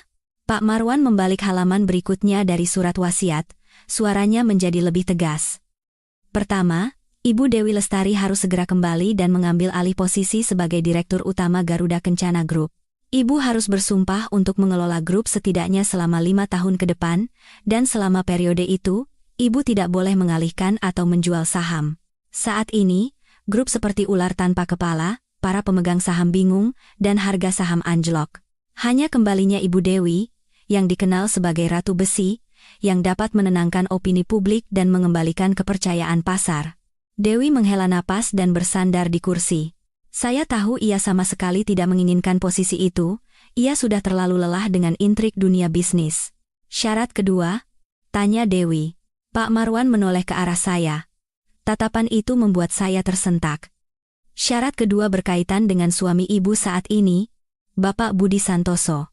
Surat wasiat menyatakan bahwa Bapak Budi Santoso harus secara bersamaan masuk ke dalam jajaran Dewan Direksi dan menduduki posisi sebagai penasihat senior dan ahli strategi. Bapak Budi Santoso akan memiliki hak suara yang mewakili Direktur Utama, dan harus mendampingi Direktur Utama dalam setiap pengambilan keputusan manajemen. Apa? Saya tidak tahan dan berseru. Saya jadi anggota Dewan Direksi? Tapi saya hanya pegawai rendahan. Apa yang saya tahu tentang manajemen? Ini tidak masuk akal. Saat itu, Pak Tirtayasa angkat bicara. Budi, tenang dulu. Dengarkan saya. Sebelum wafat, almarhum Bapak Adiwijaya telah menyelidiki tentangmu secara mendalam. Beliau tahu kamu orang yang baik, jujur, dan terutama, sangat mencintai Dewi. Beliau khawatir jika Dewi kembali ke dunia bisnis sendirian, ia akan ditipu lagi oleh orang-orang jahat seperti Rifan di masa lalu. Beliau ingin ada seseorang yang benar-benar ia percayai di sisinya, menjadi sandaran mental dan membantunya memikul beban. Tapi kemampuan saya tergagap. Kemampuan bisa dilatih, pengetahuan bisa dipelajari, tapi kesetiaan dan cinta tidak bisa dibeli dengan uang. Itulah filosofi yang didapat almarhum di akhir hayatnya, tegas Pak Tirtayasa. Lagi pula, kamu masih muda dan cerdas, saya yakin kamu bisa belajar dengan cepat. Dewi menatap saya dengan bingung, lalu menoleh ke Pak Tirtayasa dan menggeleng tegas. Tidak bisa. Saya tidak bisa menerimanya. Saya tidak mau kembali ke neraka itu lagi. Saya ingin hidup normal dengan Budi. Uang tidak penting bagi saya. Saya akan melepaskan warisan itu. Pak Marwan dengan tenang menyela. Ibu Dewi, Saya akan sampaikan sekali lagi konsekuensi jika ibu menolak. Sesuai surat wasiat, jika dalam waktu 24 jam setelah pembacaan ini, ibu tidak menyetujui syarat-syaratnya, maka seluruh saham ini akan disumbangkan ke Yayasan Amal Sosial. Ini berarti keluarga Adiwijaya akan kehilangan total kendali atas Garuda Kencana Group, dan grup akan tercabik-cabik oleh para pemegang saham lain, terutama oleh para pesaing yang sudah lama mengincarnya. Merek Garuda Kencana yang telah dibangun ayah ibu seumur hidupnya akan lenyap selamanya dari peta bisnis. Ribuan karyawan setia juga akan terancam kehilangan pekerjaan. Kata-kata Pak Marwan adalah pukulan telak bagi psikologi Dewi. Wajahnya menjadi pucat. Ia mungkin tidak butuh uang, tapi ia tidak bisa membiarkan hasil kerja keras seumur hidup ayahnya hancur sia-sia, tidak bisa membiarkan rekan-rekan kerjanya dulu kehilangan pekerjaan. Itu adalah tanggung jawab dan beban ikatan darah yang tidak bisa ia tolak. Keheningan berat menyelimuti ruangan. Waktu seolah berhenti. Saya menatap Dewi. Saya bisa merasakan konflik hebat di matanya. Ia menderita. Di satu sisi ketenangan pribadinya, di sisi lain tanggung jawab pada keluarga dan masyarakat. Saya menggenggam tangan Dewi. Tangannya dingin seperti es dan gemetar. Saya tahu saya harus melakukan sesuatu. Saya tidak bisa membiarkannya memikul beban ini sendirian. Saya teringat sumpah saya di hari pernikahan. Apapun kesulitannya, aku akan melindungimu. Inilah saatnya untuk menepati sumpah itu. Tidak ada jalan untuk mundur lagi. Saya menarik napas dalam-dalam, menatap lurus ke mata Dewi, lalu berbalik menghadap Pak Tirtayasa dan Pak Marwan. Dengan suara yang mengejutkan diri saya sendiri karena begitu tegas dan mantap, saya berkata, "Dewi, kita terima." Dewi menoleh ke arah saya dengan kaget. "Budi, apa yang kamu katakan? Kamu tahu apa yang akan kita hadapi?" "Aku tahu."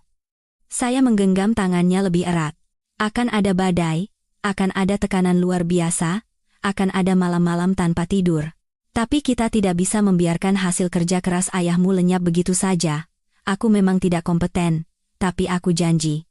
Aku akan belajar. Aku akan belajar siang dan malam sampai aku pantas berada di sisimu. Aku akan menjadi lengan kananmu, menjadi perisaimu. Kita bisa melakukannya bersama. Kamu percaya padaku, kan? Dewi menatap lekat mata saya.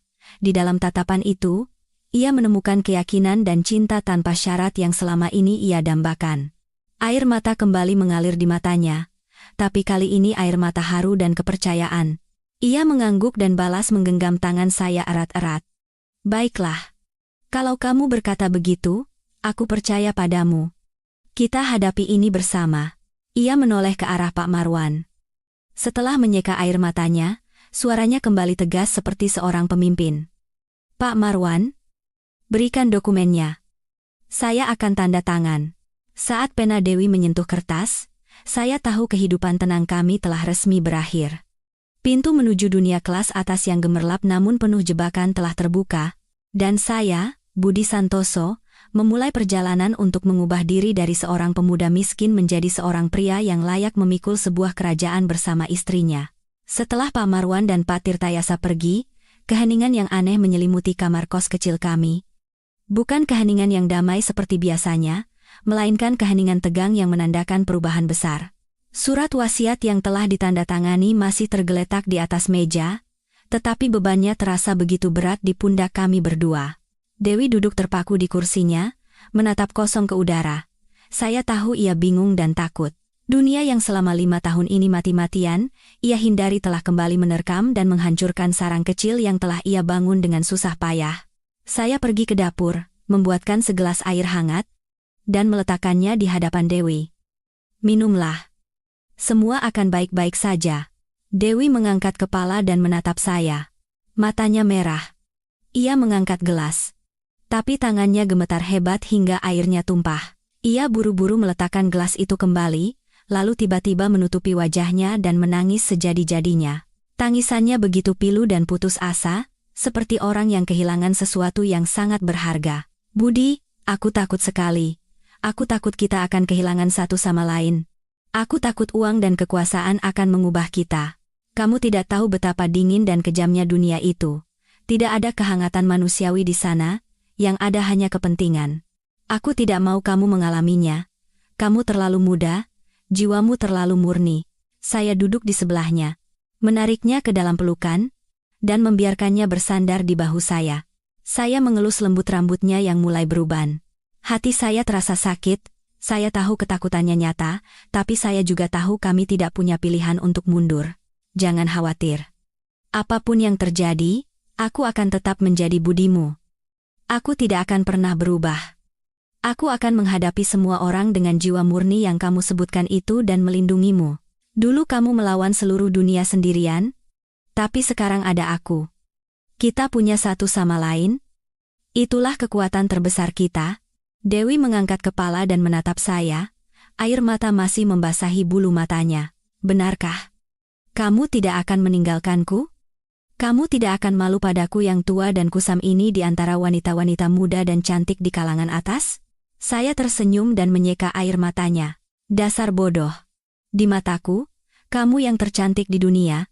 Kecantikanmu bukan pada riasan atau gaun sutra, tapi pada jiwa yang baik dan hati yang kuat ini. Aku mencintaimu karena kamu adalah Dewi. Baik kamu seorang direktur utama atau pekerja kantin, kamu adalah istriku, satu-satunya wanita yang kucintai. Dewi membenamkan wajahnya di dada saya dan terisak. Detak jantung saya mungkin sedikit menenangkan hatinya yang gelisah. Sore itu kami habiskan untuk berkemas. Besok, demi keamanan dan citra publik, kami harus pindah ke rumah keluarga lama Dewi di Menteng, sesuai permintaan Dewan Direksi. Meninggalkan kamar kos yang telah menjadi saksi bisu kebahagiaan kami selama beberapa bulan ini terasa sangat berat. Dewi memasukkan setiap helai pakaiannya dengan hati-hati ke dalam koper. Ia mengangkat seragam kerjanya yang biru dan usang, mengelusnya seolah itu adalah peninggalan suci. Kamu tahu, Budi? Baju ini murah, tapi telah memberiku hari-hari paling damai dalam hidupku. Aku akan menyimpannya agar aku tidak pernah lupa siapa diriku dan dari mana aku berasal. Saya mengangguk dan membantunya melipat baju itu. Saya juga mengemasi buku-buku lama saya, barang-barang murah yang kami beli bersama, kipas angin tua yang berisik, penanak nasi yang catnya sudah mengelupas, piring-piring yang pinggirnya sudah retak. Semuanya menyimpan kenangan pernikahan kami yang miskin namun manis. Malam itu adalah makan malam terakhir yang kami masak di dapur kecil ini, masih semur daging dan sayur lodeh, tapi entah kenapa hari ini terasa sangat lezat. Kami makan dalam diam, masing-masing tenggelam dalam pikiran. Budi, aku mau tanya jujur. Dewi tiba-tiba memecah keheningan. Apa kamu sudah siap mental? Begitu kita melangkah keluar dari pintu ini besok, kita akan menjadi orang yang berbeda. Kamu akan menjadi wakil direktur utama, ribuan mata akan memandang dan menilaimu. Mereka akan menghinamu, menyebutmu pria matre, Cinderella.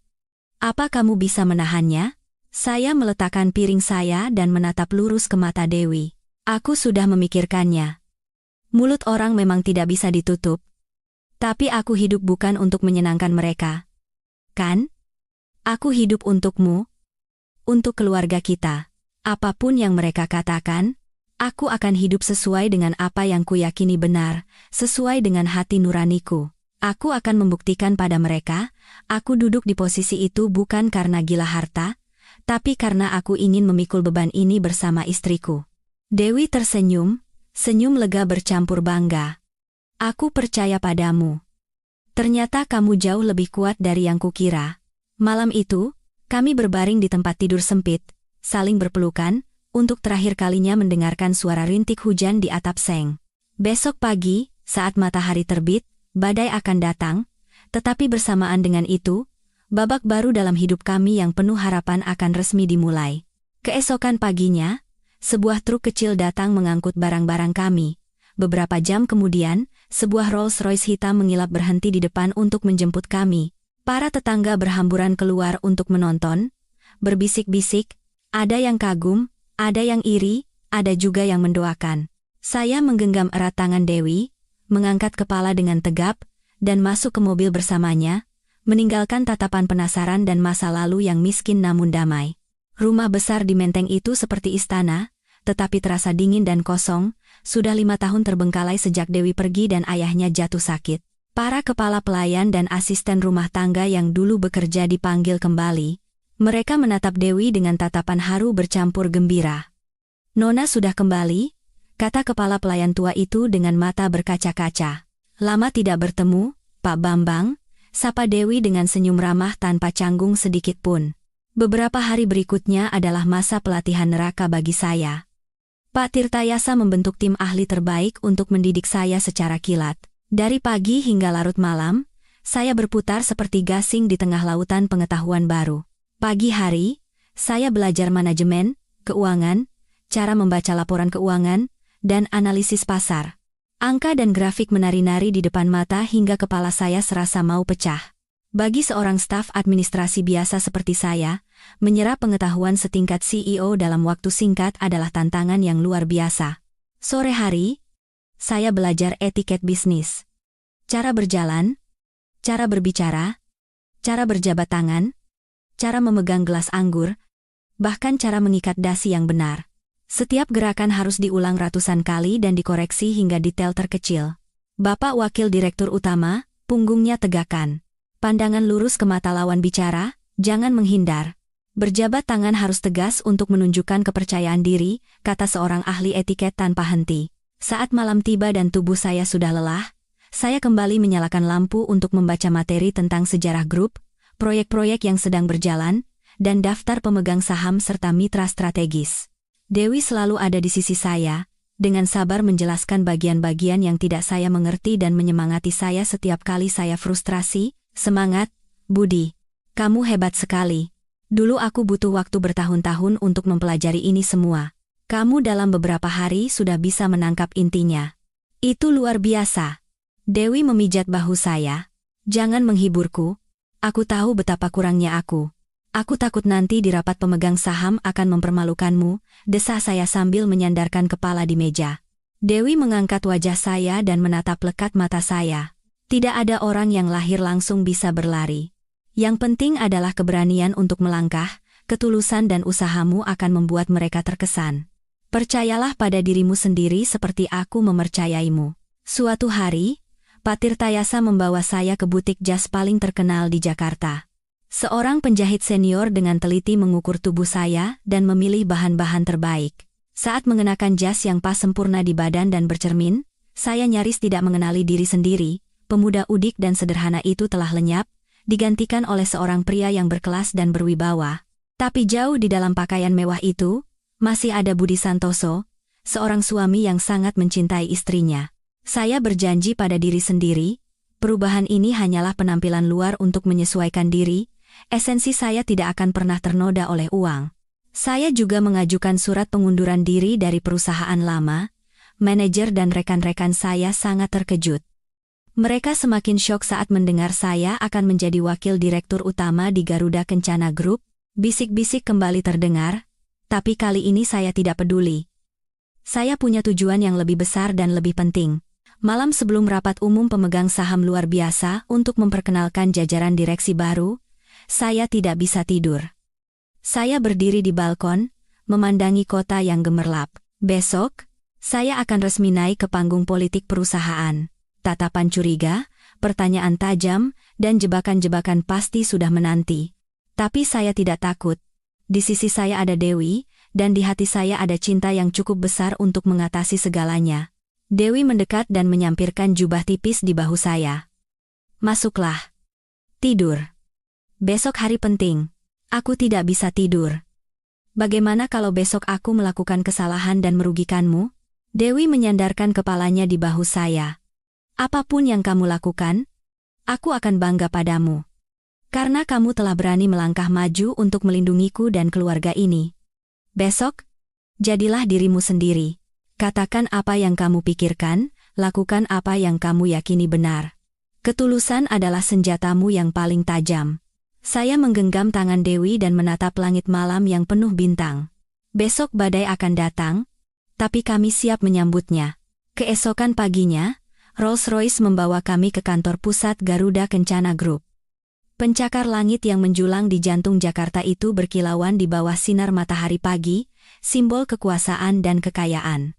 Jantung saya berdebar kencang, telapak tangan basah oleh keringat. Dewi menggenggam tangan saya, menyalurkan kehangatan dan ketenangan. Hari ini, ia mengenakan setelan putih mewah yang memancarkan karisma seorang pemimpin wanita berwibawa. Sangat berbeda dari penampilannya yang lembut sehari-hari. Ia telah benar-benar kembali menjadi ratu besi. Saat mobil berhenti di depan lobi, sopir bergegas membukakan pintu, puluhan petugas keamanan dan staf penyambutan berbaris rapi di kedua sisi. Begitu Dewi turun dari mobil, semua serentak membungkuk. "Selamat datang kembali, Ibu Direktur Utama." Suara mereka menggema. Dewi mengangguk ringan, tersenyum tenang. Saya turun mengikutinya, berusaha menjaga penampilan sepercaya diri mungkin. Meskipun kaki saya gemetar, saya merapikan dasi, menarik napas dalam-dalam, dan berjalan berdampingan dengan Dewi. Begitu kami memasuki lobi, ratusan pasang mata tertuju pada kami. Bisik-bisik mulai terdengar. "Itu putri Bapak Adi Wijaya, ya? Anggun dan berwibawa sekali. Yang di sebelahnya siapa? Kelihatannya muda sekali. Loh, itu kan Budi dari tim perencanaan?" "Iya, benar, itu dia. Dulu kan gosipnya dia menikah dengan ibu-ibu kantin, kok bisa bareng direktur utama yang baru? Jangan-jangan suami baru ibu direktur utama itu si Budi? Dia kan cuma pegawai rendahan." Wah, Cinderella ini. Ketiban durian runtuh. Bisik-bisik itu terdengar jelas di telinga saya. Wajah saya terasa panas. Saya ingin berbalik dan meneriaki mereka, tapi Dewi meremas tangan saya dengan lembut, menenangkan saya. Saya teringat ajaran Pak Tirtayasa. Seorang pemimpin harus berkepala dingin, tidak boleh terbawa emosi. Saya menelan amarah, tersenyum tipis, dan terus berjalan. Lift khusus direksi membawa kami ke lantai teratas. Pemandangan kantor yang modern dan mewah terhampar begitu pintu terbuka. Inilah tempat kami akan bekerja selama 5 tahun ke depan. Ruang kerja saya dan Dewi bersebelahan, dipisahkan oleh satu pintu kayu besar. Begitu memasuki ruang rapat, udara langsung terasa tegang. Para pemegang saham besar dan para senior grup sudah duduk menunggu. Mereka semua adalah pria-pria parubaya dengan tatapan tajam dan menyelidik. Mereka menatap Dewi dengan waspada, dan menatap saya dengan penghinaan yang terang-terangan. Dewi duduk di kursi utama, dan saya di sebelah kanannya. "Selamat pagi, para pemegang saham sekalian. Saya Dewi Lestari. Hari ini, saya kembali ke sini untuk mengemban amanat almarhum ayah saya dan menduduki posisi direktur utama. Saya mohon dukungan dan bantuan bapak-bapak sekalian, agar Garuda Kencana Group bisa melewati masa sulit ini." Seorang pria botak dan berperut buncit di seberang meja berkata dengan nada menyindir, "Dewi, kami senang kamu kembali, tapi setelah menghilang selama 5 tahun, apa kamu tahu seberapa banyak perubahan yang terjadi di dunia bisnis? Apa kamu yakin mampu menakodai kapal ini?" Ia lalu melirik saya. "Dan wakil direktur utama muda di sebelahmu itu, saya dengar tidak punya pengalaman manajemen sama sekali. Apa dia pantas duduk di situ? Apa kalian berniat menjadikan Garuda Kencana Group sebagai taman bermain keluarga?" Tawa kecil terdengar di seluruh ruang rapat. Serangan pertama yang sudah saya duga. Saya menunggu reaksi Dewi, tapi ia tetap tenang. Ia tersenyum dan berkata dengan suara lembut namun tegas, "Bapak Honggo, meskipun saya tidak berada di grup selama 5 tahun, saya selalu memantau kondisi ekonomi dalam dan luar negeri. Pengetahuan dan pengalaman yang saya bangun 10 tahun lalu juga belum saya lupakan. Dan mengenai suami saya, Budi Santoso." Dewi menoleh ke arah saya dengan tatapan penuh percaya. Ia mungkin kurang pengalaman dalam manajemen perusahaan besar, tapi ia punya semangat, pemikiran yang tajam, dan yang terpenting, kejujuran. Sebuah kebajikan yang paling dibutuhkan oleh Garuda Kencana Group setelah kejadian-kejadian yang tidak menyenangkan belakangan ini. Dengan bantuan saya dan para pemegang saham di sini, saya yakin ia akan segera membuktikan kemampuannya. Mohon jangan menilai seseorang dari latar belakang atau usianya, tapi nilailah dari hasil kerjanya. Kata-kata Dewi yang lembut namun tajam membuat Pak Honggo dan yang lainnya terdiam. Mereka sepertinya terkejut bahwa setelah 5 tahun, ia masih memiliki wibawa ratu besi. Selanjutnya, Dewi mulai memaparkan rencana pemulihan grup. Ia menganalisis setiap masalah dengan jelas dan memberikan solusi-solusi konkret yang berani, mulai dari restrukturisasi sumber daya manusia, pemotongan biaya yang tidak perlu, hingga percepatan transformasi digital dan perluasan pasar ekspor. Saya mendengarkan dengan saksama, tidak mau ketinggalan satu kata pun. Istriku benar-benar hebat. Ia seperti seorang jenderal yang memimpin pasukan sambil membentangkan peta perang. Saat giliran saya berbicara, saya bangkit, menarik napas dalam-dalam, dan menenangkan diri. Saya tidak menggunakan kata-kata muluk atau janji-janji besar. Saya berbicara dari hati. Para pemegang saham yang terhormat, saya sadar saya masih muda dan kurang pengalaman. Kehadiran saya di sini mungkin menimbulkan keraguan bagi banyak pihak, tapi saya berjanji, saya akan mendedikasikan seluruh tenaga dan pikiran saya untuk grup. Saya akan belajar langsung dari bapak-bapak sekalian, para senior. Saya tidak akan takut pada kesulitan, akan turun langsung ke lapangan yang paling terpencil sekalipun, dan mendengarkan suara setiap karyawan hingga tingkat terendah. Satu-satunya tujuan saya adalah bersama Ibu Direktur Utama. Membawa Garuda Kencana Group berkembang secara berkelanjutan, memberikan keuntungan bagi para pemegang saham, dan kehidupan yang stabil bagi para karyawan. Mohon berikan saya waktu dan kesempatan. Pidato saya yang singkat namun tulus sepertinya sedikit meredakan suasana yang tadinya bermusuhan. Beberapa orang mengangguk ringan. Saya tahu jalan di depan masih panjang dan terjal, tapi setidaknya, gerbang pertama telah saya lewati. Beberapa bulan berikutnya, pusaran pekerjaan menyapu kami seperti badai. Tekanan di pundak saya dan Dewi ribuan kali lebih berat dari yang saya bayangkan. Rumah di Menteng hanya menjadi tempat untuk tidur beberapa jam. Sisa waktu kami habiskan di kantor. Dewi bekerja seperti mesin yang tak kenal lelah. Dari pagi hingga malam, ia memimpin rapat tanpa henti, menangani tumpukan dokumen, meninjau pabrik, bertemu dengan mitra untuk meyakinkan mereka, dan memperbarui kontrak. Terkadang, ia begitu lelah hingga tertidur dengan kepala di atas meja. Hati saya sakit melihat istri saya yang semakin kurus dengan lingkaran hitam di bawah matanya. Saya hanya bisa berusaha melakukan tugas saya dengan baik untuk sedikit meringankan bebannya. Saya ditugaskan di bidang sumber daya manusia dan hubungan eksternal, bidang yang lebih membutuhkan kehalusan dan kemampuan komunikasi saya daripada bidang keuangan. Saya memulai dengan bertemu langsung dengan para karyawan untuk mendengar aspirasi mereka. Saya turun langsung ke pabrik-pabrik produksi, makan bersama para buruh, dan mendengarkan kesulitan mereka. Saya menemukan banyak masalah dalam prosedur kerja yang kaku dan birokratis, serta sistem kesejahteraan. Semua ini saya rangkum dalam laporan terperinci dan mengajukan proposal reformasi. Saat saya memaparkan rencana ini di rapat Dewan Direksi, banyak yang menentang keras, menganggapnya boros dan tidak perlu. Kenaikan gaji, kenaikan tunjangan, perbaikan makanan, Pak Wakil Direktur Utama, Anda ini sedang melakukan kegiatan amal atau bisnis? Di saat keuntungan menurun, Anda malah mau menambah biaya? Teriak Pak Honggo sambil menggebrak meja. Saya menjawab dengan tenang, Bapak Direktur, manusia adalah aset paling berharga bagi perusahaan. Jika karyawan bekerja dengan hati yang tidak tenang, produktivitas akan menurun dan kualitas produk akan memburuk. Kerugian saat itu akan jauh lebih besar daripada biaya yang kita investasikan untuk mereka. Selain itu, langkah ini akan memulihkan kepercayaan dan kekompakan internal, menciptakan kekuatan terpadu untuk melewati krisis. Ini bukan pemborosan, ini adalah investasi untuk masa depan. Dewi mendengarkan saya dengan sorot mata bangga. Ia mengangguk mendukung. Saya setuju dengan pendapat Bapak Wakil Direktur Utama. Rencana ini disetujui.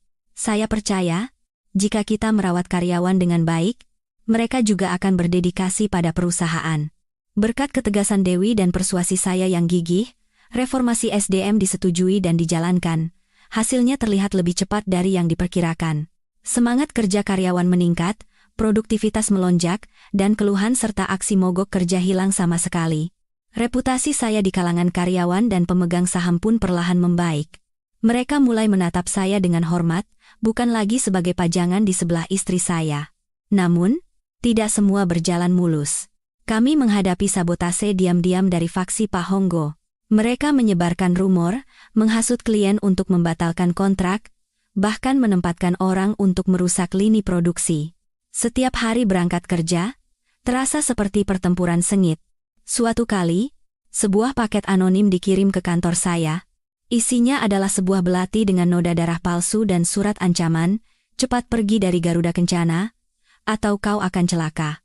Saya merinding ketakutan. Saya merahasiakan ini dari Dewi agar ia tidak khawatir.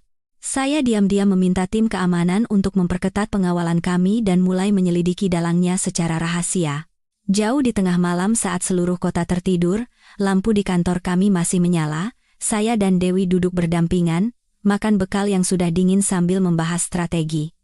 "Kamu tidak lelah?" tanya Dewi, sambil mengelus lembut rambut saya. "Lelah sih, tapi menyenangkan. Menyenangkan karena aku merasa berguna, dan menyenangkan karena bisa berjuang bersamamu." Saya tersenyum dan menggenggam tangannya. Dewi menyandarkan kepalanya di bahu saya dan menghela napas lega. "Terima kasih, Budi. Tanpamu, aku pasti sudah hancur. Kamu benar-benar sandaran terkuat dalam hidupku."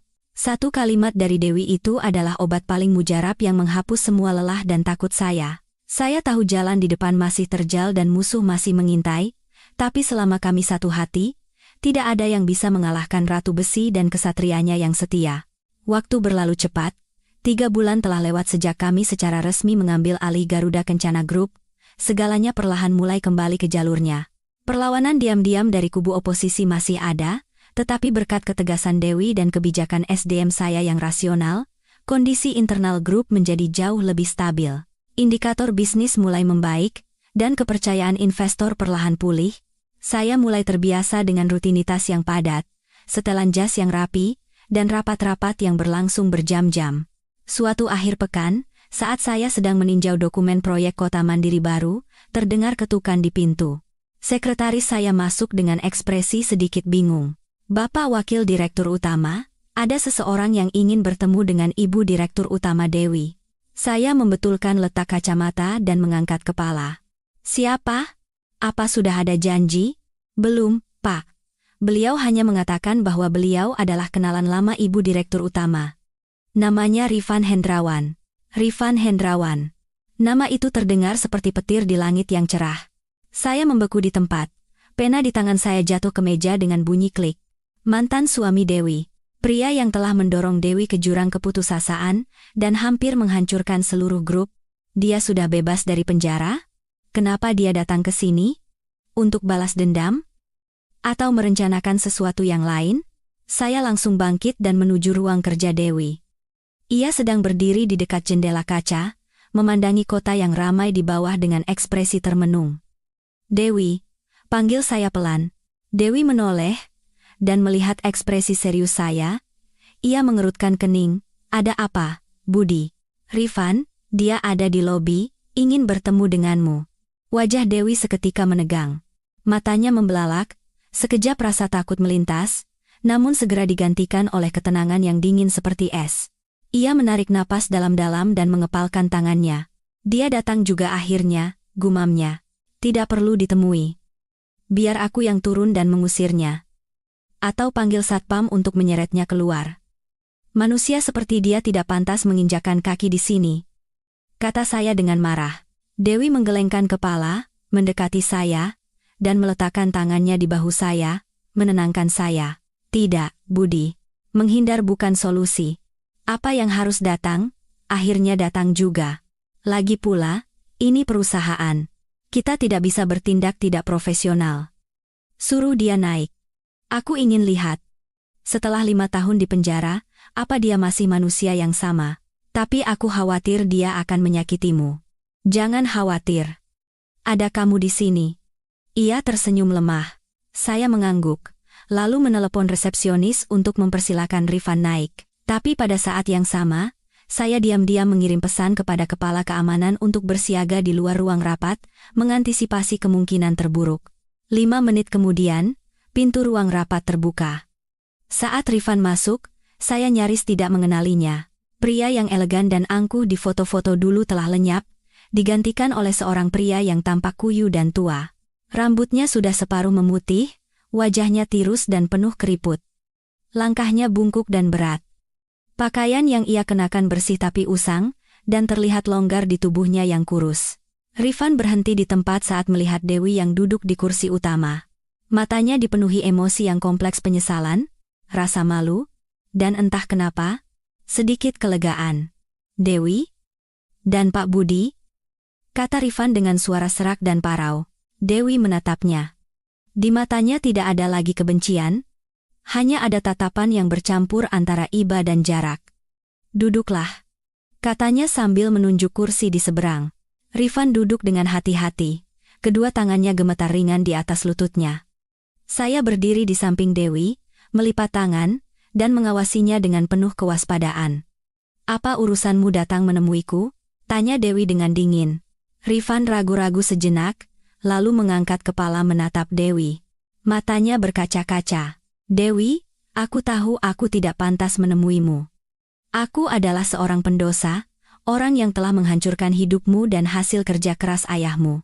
Tapi aku datang ke sini hari ini bukan untuk meminta apapun. Aku baru bebas kemarin, dan orang pertama yang ingin kutemui adalah kamu, untuk meminta maaf." "Minta maaf?" Saya mencibir. "Apa dengan satu kata maaf darimu, penderitaan istriku selama 5 tahun bisa hilang? Apa kerugian yang kau timbulkan pada grup bisa pulih?" Rifan menunduk dalam-dalam. Suaranya bergetar. "Aku tahu 1000 kali permintaan maaf pun tidak akan cukup. Aku juga tidak berharap dimaafkan. Aku hanya ingin mengatakan padamu, Dewi, bahwa tindakanmu 5 tahun lalu itu benar. Kalau kau tidak melaporkanku saat itu, aku akan terus tenggelam dalam dosa dan menyeret Garuda Kencana Grup ini ke liang lahat bersamaku. Di penjara, aku banyak berpikir. Aku sangat menyesal." Dewi masih diam, tapi saya melihat bahunya sedikit bergetar. Bagaimanapun juga, mereka pernah menjadi suami istri, pernah saling mencintai. Melihat orang dari masa lalunya hancur seperti itu, hatinya pasti tersentuh. Udara di ruang rapat terasa berat seperti timah. Suara pendingin ruangan semakin menonjolkan keheningan. Rifan masih menunduk, tidak berani menatap lurus ke arah Dewi. Saya melihat Rifan, lalu melihat istri saya. Saya mengerti istri saya, ia adalah wanita yang pemaaf dan berbelas kasih. Kebencian bukanlah sifat aslinya. Sikap dingin yang ia tunjukkan hanyalah untuk melindungi dirinya dari luka masa lalu. "Rifan?" Dewi akhirnya angkat bicara. Suaranya sedikit melembut. "Masa lalu sudah berlalu. Kamu sudah membayar kesalahanmu dengan 5 tahun di penjara dan kehilangan segalanya. Aku tidak lagi membencimu." Rifan mengangkat kepalanya dengan cepat. Ia menatap Dewi tak percaya. "Benarkah? Benarkah? Kau tidak membenciku? Kebencian hanya akan membuat diriku sendiri semakin menderita." Dewi menghela napas lega. "Aku memilih untuk melepaskan masa lalu dan melangkah maju. Sekarang aku punya kehidupan baru dan seorang suami yang sangat mencintaiku. Aku tidak mau masa lalu yang kelam itu menggerogoti kebahagiaan masa kiniku." Rifan menoleh ke arah saya. Tatapannya menyiratkan rasa terima kasih. "Terima kasih, Pak Budi, telah merawat Dewi dan membawakannya kebahagiaan. Saya membaca berita, kalian berdua telah berhasil membangkitkan kembali grup ini. Saya turut senang. Dewi pantas bahagia." Saya mengangguk ringan. Meskipun saya tidak menyukainya, di hadapan seseorang yang telah kehilangan segalanya dan tampak tulus, saya tidak ingin menekannya lebih jauh. "Apa rencanamu selanjutnya?" tanya saya. Rifan tersenyum sedih. Senyum yang tampak aneh di wajah tuanya. "Aku belum tahu. Mungkin akan pulang kampung, menggarap sepetak sawah kecil untuk menghabiskan sisa hidupku. Dunia ini bukan lagi tempatku. Aku hanya ingin hidup tenang sambil menebus dosa-dosaku."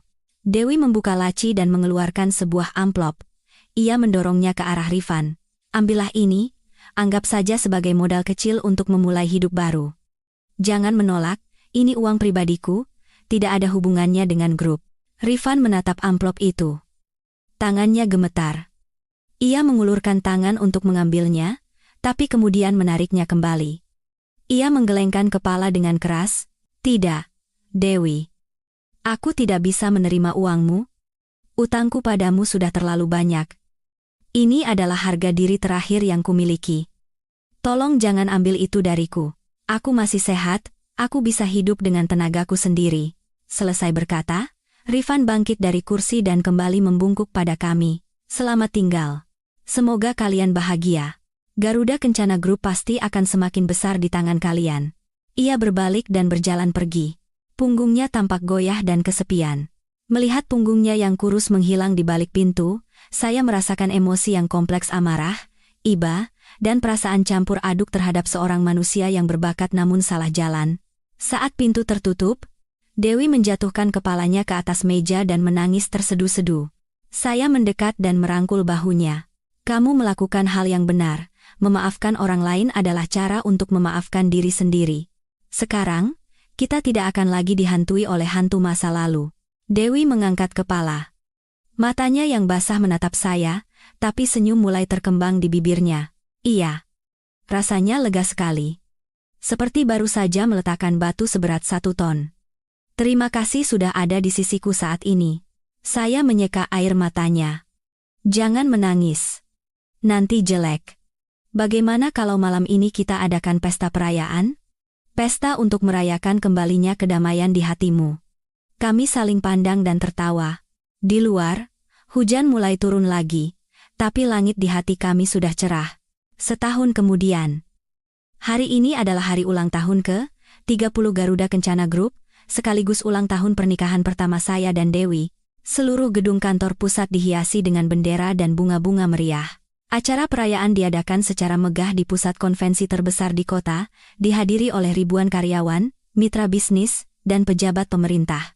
Dewi berdiri di atas panggung, merangkum perjalanan 1 tahun terakhir yang penuh badai namun gemilang. Di bawah kepemimpinannya dan pendampingan saya, Garuda Kencana Group tidak hanya berhasil melewati krisis, tetapi juga mencapai pertumbuhan yang memecahkan rekor. Saat acara megah itu selesai dan resepsi dengan sampanye dan hidangan mewah dimulai, Dewi tampak lelah. Ia mengedipkan mata pada saya, memberi isyarat ingin kabur. Saya langsung mengerti. Seperti anak-anak yang bolos sekolah, kami diam-diam menyelinap keluar dari pesta dan menyetop taksi yang kebetulan lewat di dekat pintu belakang. Kita mau kemana? Tanya Dewi saat taksi meninggalkan keramaian pusat kota. Ke tempat seharusnya kita berada. Jawab saya sambil tersenyum misterius. Taksi berhenti di depan gedung kantor lama kami, tempat saya dulu menjadi staf biasa dan Dewi menjadi pekerja kantin. Sudah setahun kami tidak ke sini, gedung kantornya masih sama. Hanya pohon-pohon di depannya yang tampak sedikit lebih rimbun. Saya sudah meminta izin pada petugas keamanan untuk bisa masuk ke area kantin. Begitu memasuki ruangan yang familiar itu, berbagai kenangan menyerbu. Meja dan kursi stainless steel yang masih mengilap, dan aroma khas makanan. Kantin sudah sepi karena jam makan siang telah lewat, hanya beberapa petugas yang sedang bersih-bersih. Loh, ini kan Mbak Dewi? Suara yang familiar terdengar. Ibu kepala dapur berhenti mengepel saat melihat kami. Dewi melepas kacamata hitamnya dan tersenyum cerah. Iya, Bu. Ini saya, Dewi. Ya ampun, Mbak Dewi. Ibu kepala dapur melempar kain pelnya dan berlari memeluk Dewi. Ibu-ibu dapur lainnya ikut berlarian dan mengerumuni kami, menyapa dengan gembira. Mereka tahu dari berita bahwa Dewi kini telah menjadi direktur utama perusahaan besar, tapi mereka tidak pernah menyangka ia akan kembali mengunjungi tempat yang penuh noda minyak ini. Mbak Dewi, pangling aku. Makin cantik dan keren, kata ibu kepala dapur sambil mengagumi gaun sutra Dewi. Saya masih Dewi yang dulu, kok, Bu? Kata Dewi sambil tersenyum dan menjabat tangan mereka satu persatu. Apa kabar semuanya? Kerjanya lancar?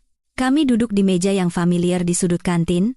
Ibu kepala dapur bersikeras masuk ke dapur untuk memasakkan sesuatu untuk kami. Saya masakin soto ayam buat kalian, ya? Kesukaan Mbak Dewi, kan? Iya, Bu. Maaf merepotkan. Kangen sekali sama soto buatan ibu. Jawab Dewi. Tak lama kemudian, 2 mangkuk soto ayam panas, nasi putih, dan beberapa potong tempe goreng disajikan. Makanan yang sederhana dan biasa, tidak bisa dibandingkan dengan hidangan pesta di Hotel Bintang 5. Tapi anehnya, rasanya begitu lezat. Kami makan dengan lahap sambil mendengarkan cerita ibu-ibu itu. Seluruh kantin dipenuhi tawa. Selesai makan, Dewi mengeluarkan beberapa amplop tebal dari tasnya dan memberikannya kepada ibu kepala dapur. Bu, ini ada sedikit hadiah dari kami berdua. Terima kasih banyak sudah baik dan membantu saya saat saya sedang susah dulu. Ibu kepala dapur menolak, tapi Dewi dengan tegas meletakkan amplop itu di tangannya. Tolong diterima, Bu, supaya hati saya tenang. Tanpa waktu saya di sini, tanpa soto ayam ibu, saya tidak akan bertemu Budi, dan tidak akan ada saya yang sekarang. Keluar dari kantin, kami berjalan bergandengan tangan di bawah pohon yang sedang berbunga ungu. Dewi menyandarkan kepalanya di bahu saya, dan menghela napas puas. Hari ini adalah hari paling bahagia dalam hidupku, Budi.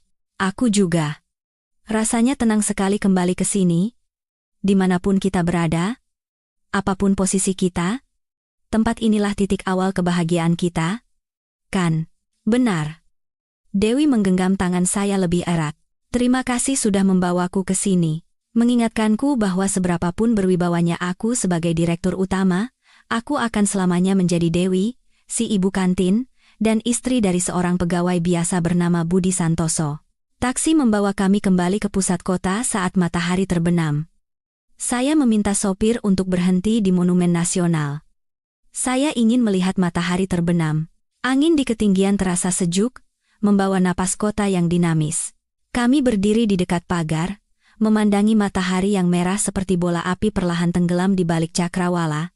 Semburat jingga mewarnai seluruh dunia, membuat rambut Dewi berkilauan indah. Saya memeluk pinggang Dewi dari belakang, menumpukan dagu di bahunya. Lagi mikirin apa? Dewi meletakkan tangannya di atas tangan saya. Pandangannya masih tertuju ke cakrawala yang jauh. Mikirin jalan yang sudah kita lalui. Dari kamar kos sempit itu sampai ke puncak kejayaan ini, semuanya seperti mimpi. Ada saat-saat aku merasa akan hancur, tapi berkat kamu, aku bisa bangkit dan terus berjalan. Saya membalikan tubuhnya dan menatap lekat mata coklatnya yang hangat. Kamu tahu, orang sering bilang, di balik pria sukses ada wanita hebat. Tapi bagiku, sebaliknya juga berlaku. Di balik kembalinya, ratu besi yang tangguh, ada cinta yang kecil namun kokoh dari suaminya.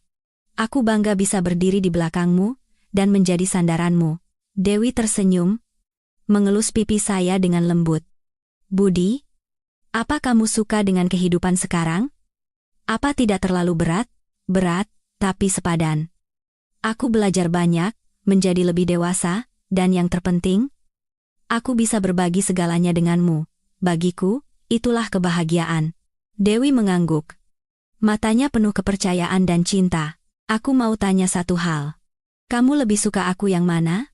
Direktur utama Dewi Lestari yang berkuasa dan disegani, atau Dewi si pekerja kantin yang dulu setiap hari pusing memikirkan biaya hidup? Saya tertawa dan mengecup keningnya dengan lembut. Pertanyaan yang sulit. Tapi aku akan jawab jujur. Saya berhenti sejenak, menatapnya dengan penuh cinta. Aku tidak mencintai seorang direktur utama. Aku juga tidak mencintai seorang pekerja kantin. Aku mencintai seorang wanita bernama Dewi Lestari. Wanita yang dalam situasi apapun tidak pernah kehilangan kebaikan dan ketangguhannya. Wanita yang memasakkanku soto ayam terenak dalam hidupku, dan wanita yang bersamaku mengarungi badai di atas kapal bernama Garuda Kencana. Siapapun kamu, dimanapun kamu, apapun yang kamu lakukan, selama kamu ada di sisiku, disitulah rumahku, disitulah segalanya bagiku. Mata Dewi berkaca-kaca. Ia memeluk leher saya erat-erat. Terima kasih, sayang. Kamu adalah anugerah terindah dari Tuhan untukku. Kita bukan hanya suami istri, kita adalah rekan seperjuangan, partner seumur hidup. Benar. Partner seumur hidup. Menua bersama, melewati semua suka duka kehidupan bersama. Matahari telah benar-benar terbenam. Dan kota mulai menyalakan lampunya. Jutaan cahaya berkelip seperti bintang yang turun ke bumi, menciptakan pemandangan yang magis. Di sana, di puncak kota, kami berpelukan, merasakan kedamaian dan kebahagiaan yang meresap ke setiap sel tubuh kami. Perjalanan dari dapur hingga kursi direktur utama memang panjang dan terjal, tetapi itu membuktikan bahwa cinta sejati dan satu hati bisa mengalahkan segala rintangan. Dan cerita kami, kisah cinta Ratu Besi dan pegawai miskin, akan terus menulis bab-bab baru yang lebih cemerlang dan hangat di masa depan. Terima kasih telah menonton video ini sampai akhir. Jika Anda menyukai cerita hari ini dan ingin terus menikmati cerita-cerita yang menyentuh dan mendalam, silakan tekan tombol suka dan berlangganan. Dan jangan lupa nyalakan lonceng notifikasi agar tidak ketinggalan video berikutnya. Terima kasih telah menonton, sampai jumpa di video selanjutnya.